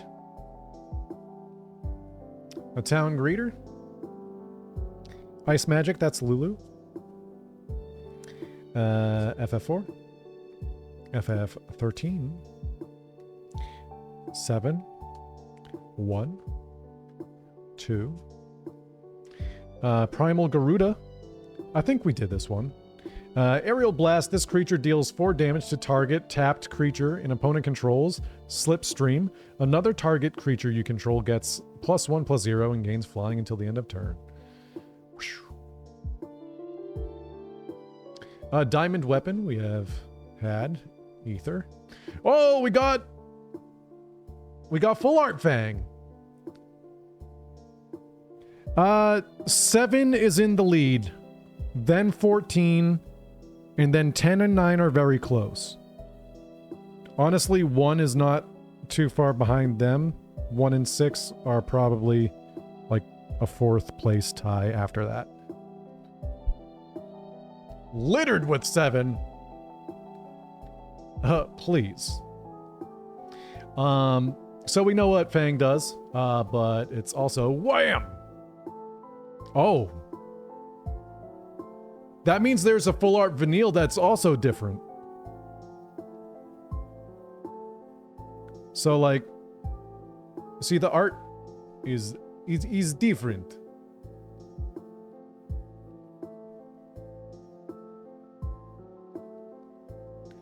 That's good to know.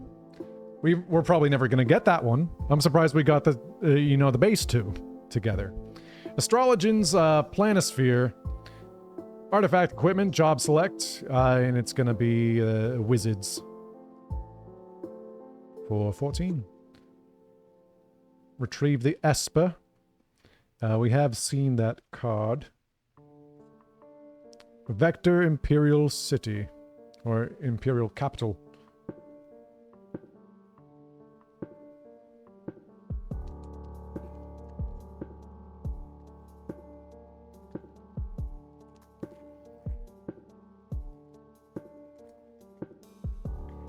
I'm pretty happy with the full art Sin. I'd love like a full art Vraska's Final Aeon or something. But I'd like one full art Sephiroth. That would kind of suck, Justin. Frog. Stairs. 14, yep. 9, yep. 15, 3. Albed Salvagers, 8. Quistis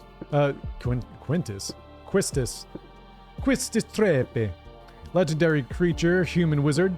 Blue magic when Quistis Trepe enters, you may cast a target instant or sorcery card from a graveyard, and mana of any type can be spent to cast that spell.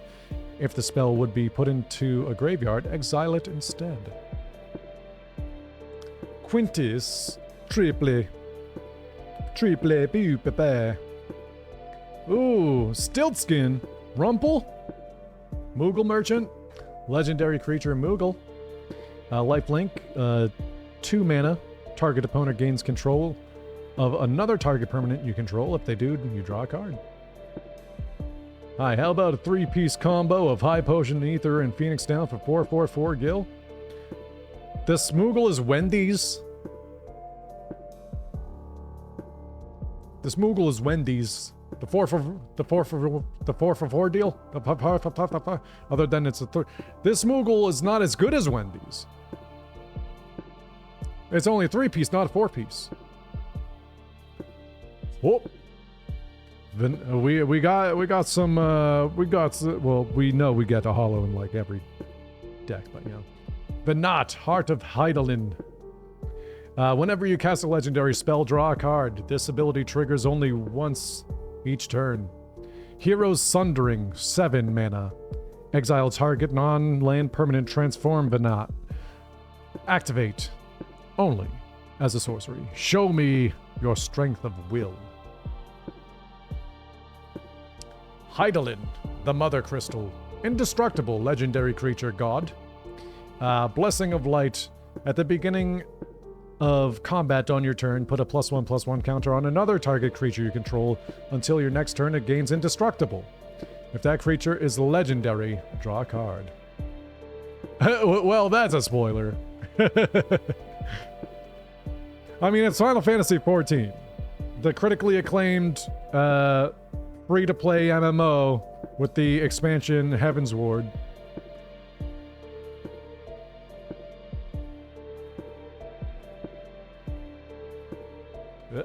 Bleh, bleh. Whoa! Adventurer's Airship. And Insomnia. I've got Insomnia. Oh, here. I didn't take it away from that one. Take it away. Take it away from me. It's all that I believe. Don't make me tap the sign, guys. That's what Jason just pulled on us. Can you believe from our collector set we got Shalinda? I just saw it poking out from the bottom of the FF10 stack. Yo, collectors? What's a collector card everybody wants? Shalinda. Classic Shalinda.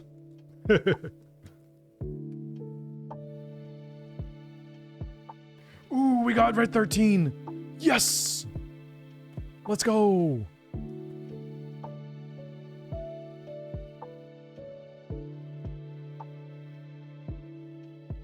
What do you mean?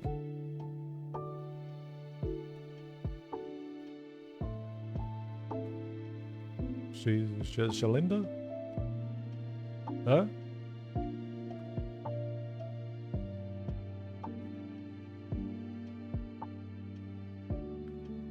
Oh, how about that? You liar! Dreams of Lasagna, once again. Paladin's Arms, 14. 11. 9. Commune with Beavers. Get your beav on. 13. Garnet, Princess of Alexandria. Legendary creature, human noble cleric, lifelink. Whenever Garnet attacks, you may remove a lore counter from each of any number of sagas you control. Put a +1/+1 counter on Garnet for each lore counter removed this way. Someday I will be queen, but I will always be myself. Relentless X Atmo 92. Oh, yes. One of Elon's son's kids. This creature can't be blocked except by 3 or more creatures. 8 mana. Return this card from your graveyard to the battlefield tapped with a finality counter on it. The creature with a finality counter on it would die. Exile it instead. Let's get the hell out of here, says Zell, dinched. 8.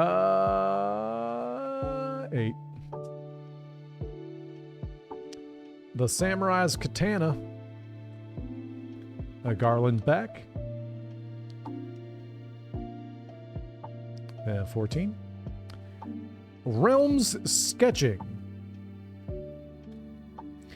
Create a token that's a copy of a target artifact, creature, or land. In her pictures, she captures everything. Forest, water, light, the very essence of things she paints. FF6. And a mountain. A hollow land mountain. Alright, guys. What one's going to be the last one? And what one's going to be the one we pull right now? Ted says left is the last one. Left last. We like the alliteration. That's one vote for left. Ray says sure. So that's an agreement with Ted. That left last. That's 2 for left. Do we have any right enjoyers in chat? Justin also says left last. Jason abstains. So left is last. Right? Whoa, whoa, whoa, whoa. Righty tighty, lefty lasty?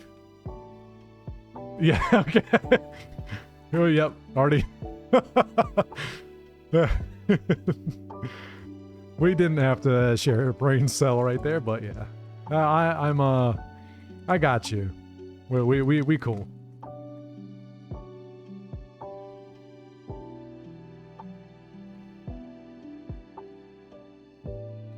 treasure. Okay, I like that this is Aerith and Yuffie. Right out the gate. Clearly that means the rest of it will be, you know, Fang's 13, yeah. We got Girlfriend Ifrit back again with the white vans. Vincent's Limit Break. Hill Gigas. Shiva. Saz's Chocobo. Ashelia Banargan. 14. Oh, Hope. Great. Thank God you weren't the holo this time. Okay, holographic. I did get a holographic Sephiroth, just, you know, not the... I guess I have the one from the starter deck, right? God, Hope, you're so awful. Okay. Rabanister's back.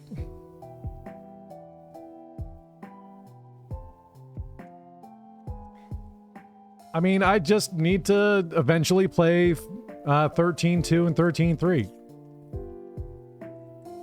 And then I'll, like, hope. Allegedly. So we do have an art card in here. Which isn't really confirmation bias for anything, because I haven't been keeping track of when these have been showing up.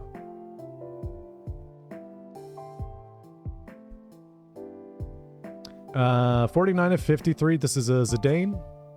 Oh, there's a gold stamp. Look at that. Kevin, where'd you go, Kevin?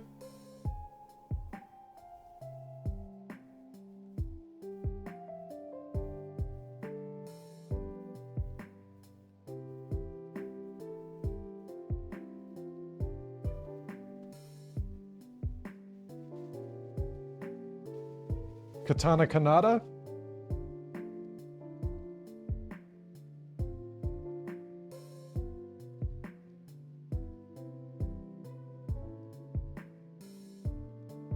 That'll join it. I mean, that's a good sign, right? Already?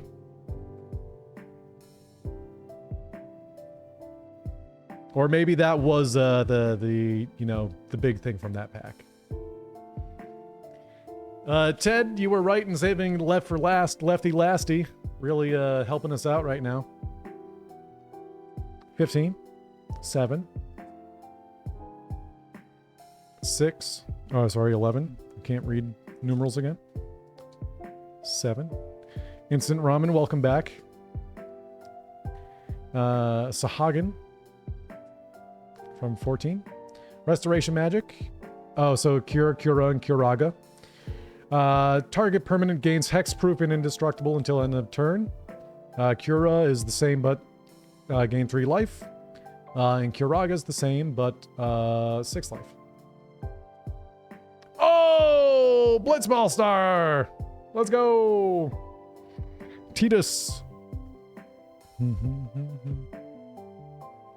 Whenever an artifact you control enters, put a +1/+1 counter on Tidus. Whenever Tidus attacks, tap target creature an opponent controls. That is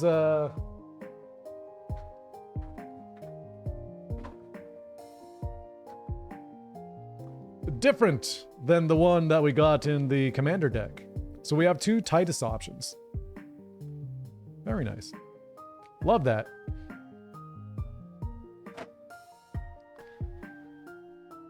Every blitzer knows, when you got the ball, you gotta score. Ooh, the Phantom Train. We did get the suplex. Trample. Sacrifice another artifact or creature. Put a +1/+1 counter on this vehicle. It becomes a spirit artifact creature, in addition to its other types until end of turn. Up. 6. 12. Tifa Lockhart! Ah! Yes! Sorry. Trample. Landfall. Whenever a land you control enters, double Tifa Lockhart's power until the end of turn. I'm pretty good at taking care of myself, you know. Yeah! Yes! And Garatia. You wish you were Tifa. And a swamp.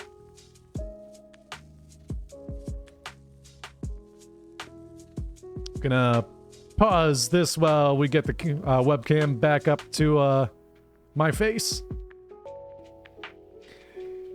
Okay. Recording back on. Gaga. That sure was a very good experience opening a box of Magic cards for the first time.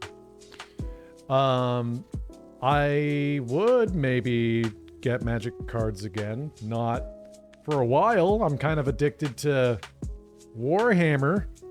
I've got 3 Orc planes on the way. I ordered them today because they were half off MSRP on eBay again. So that's Warhammer's like my second love of addiction. God.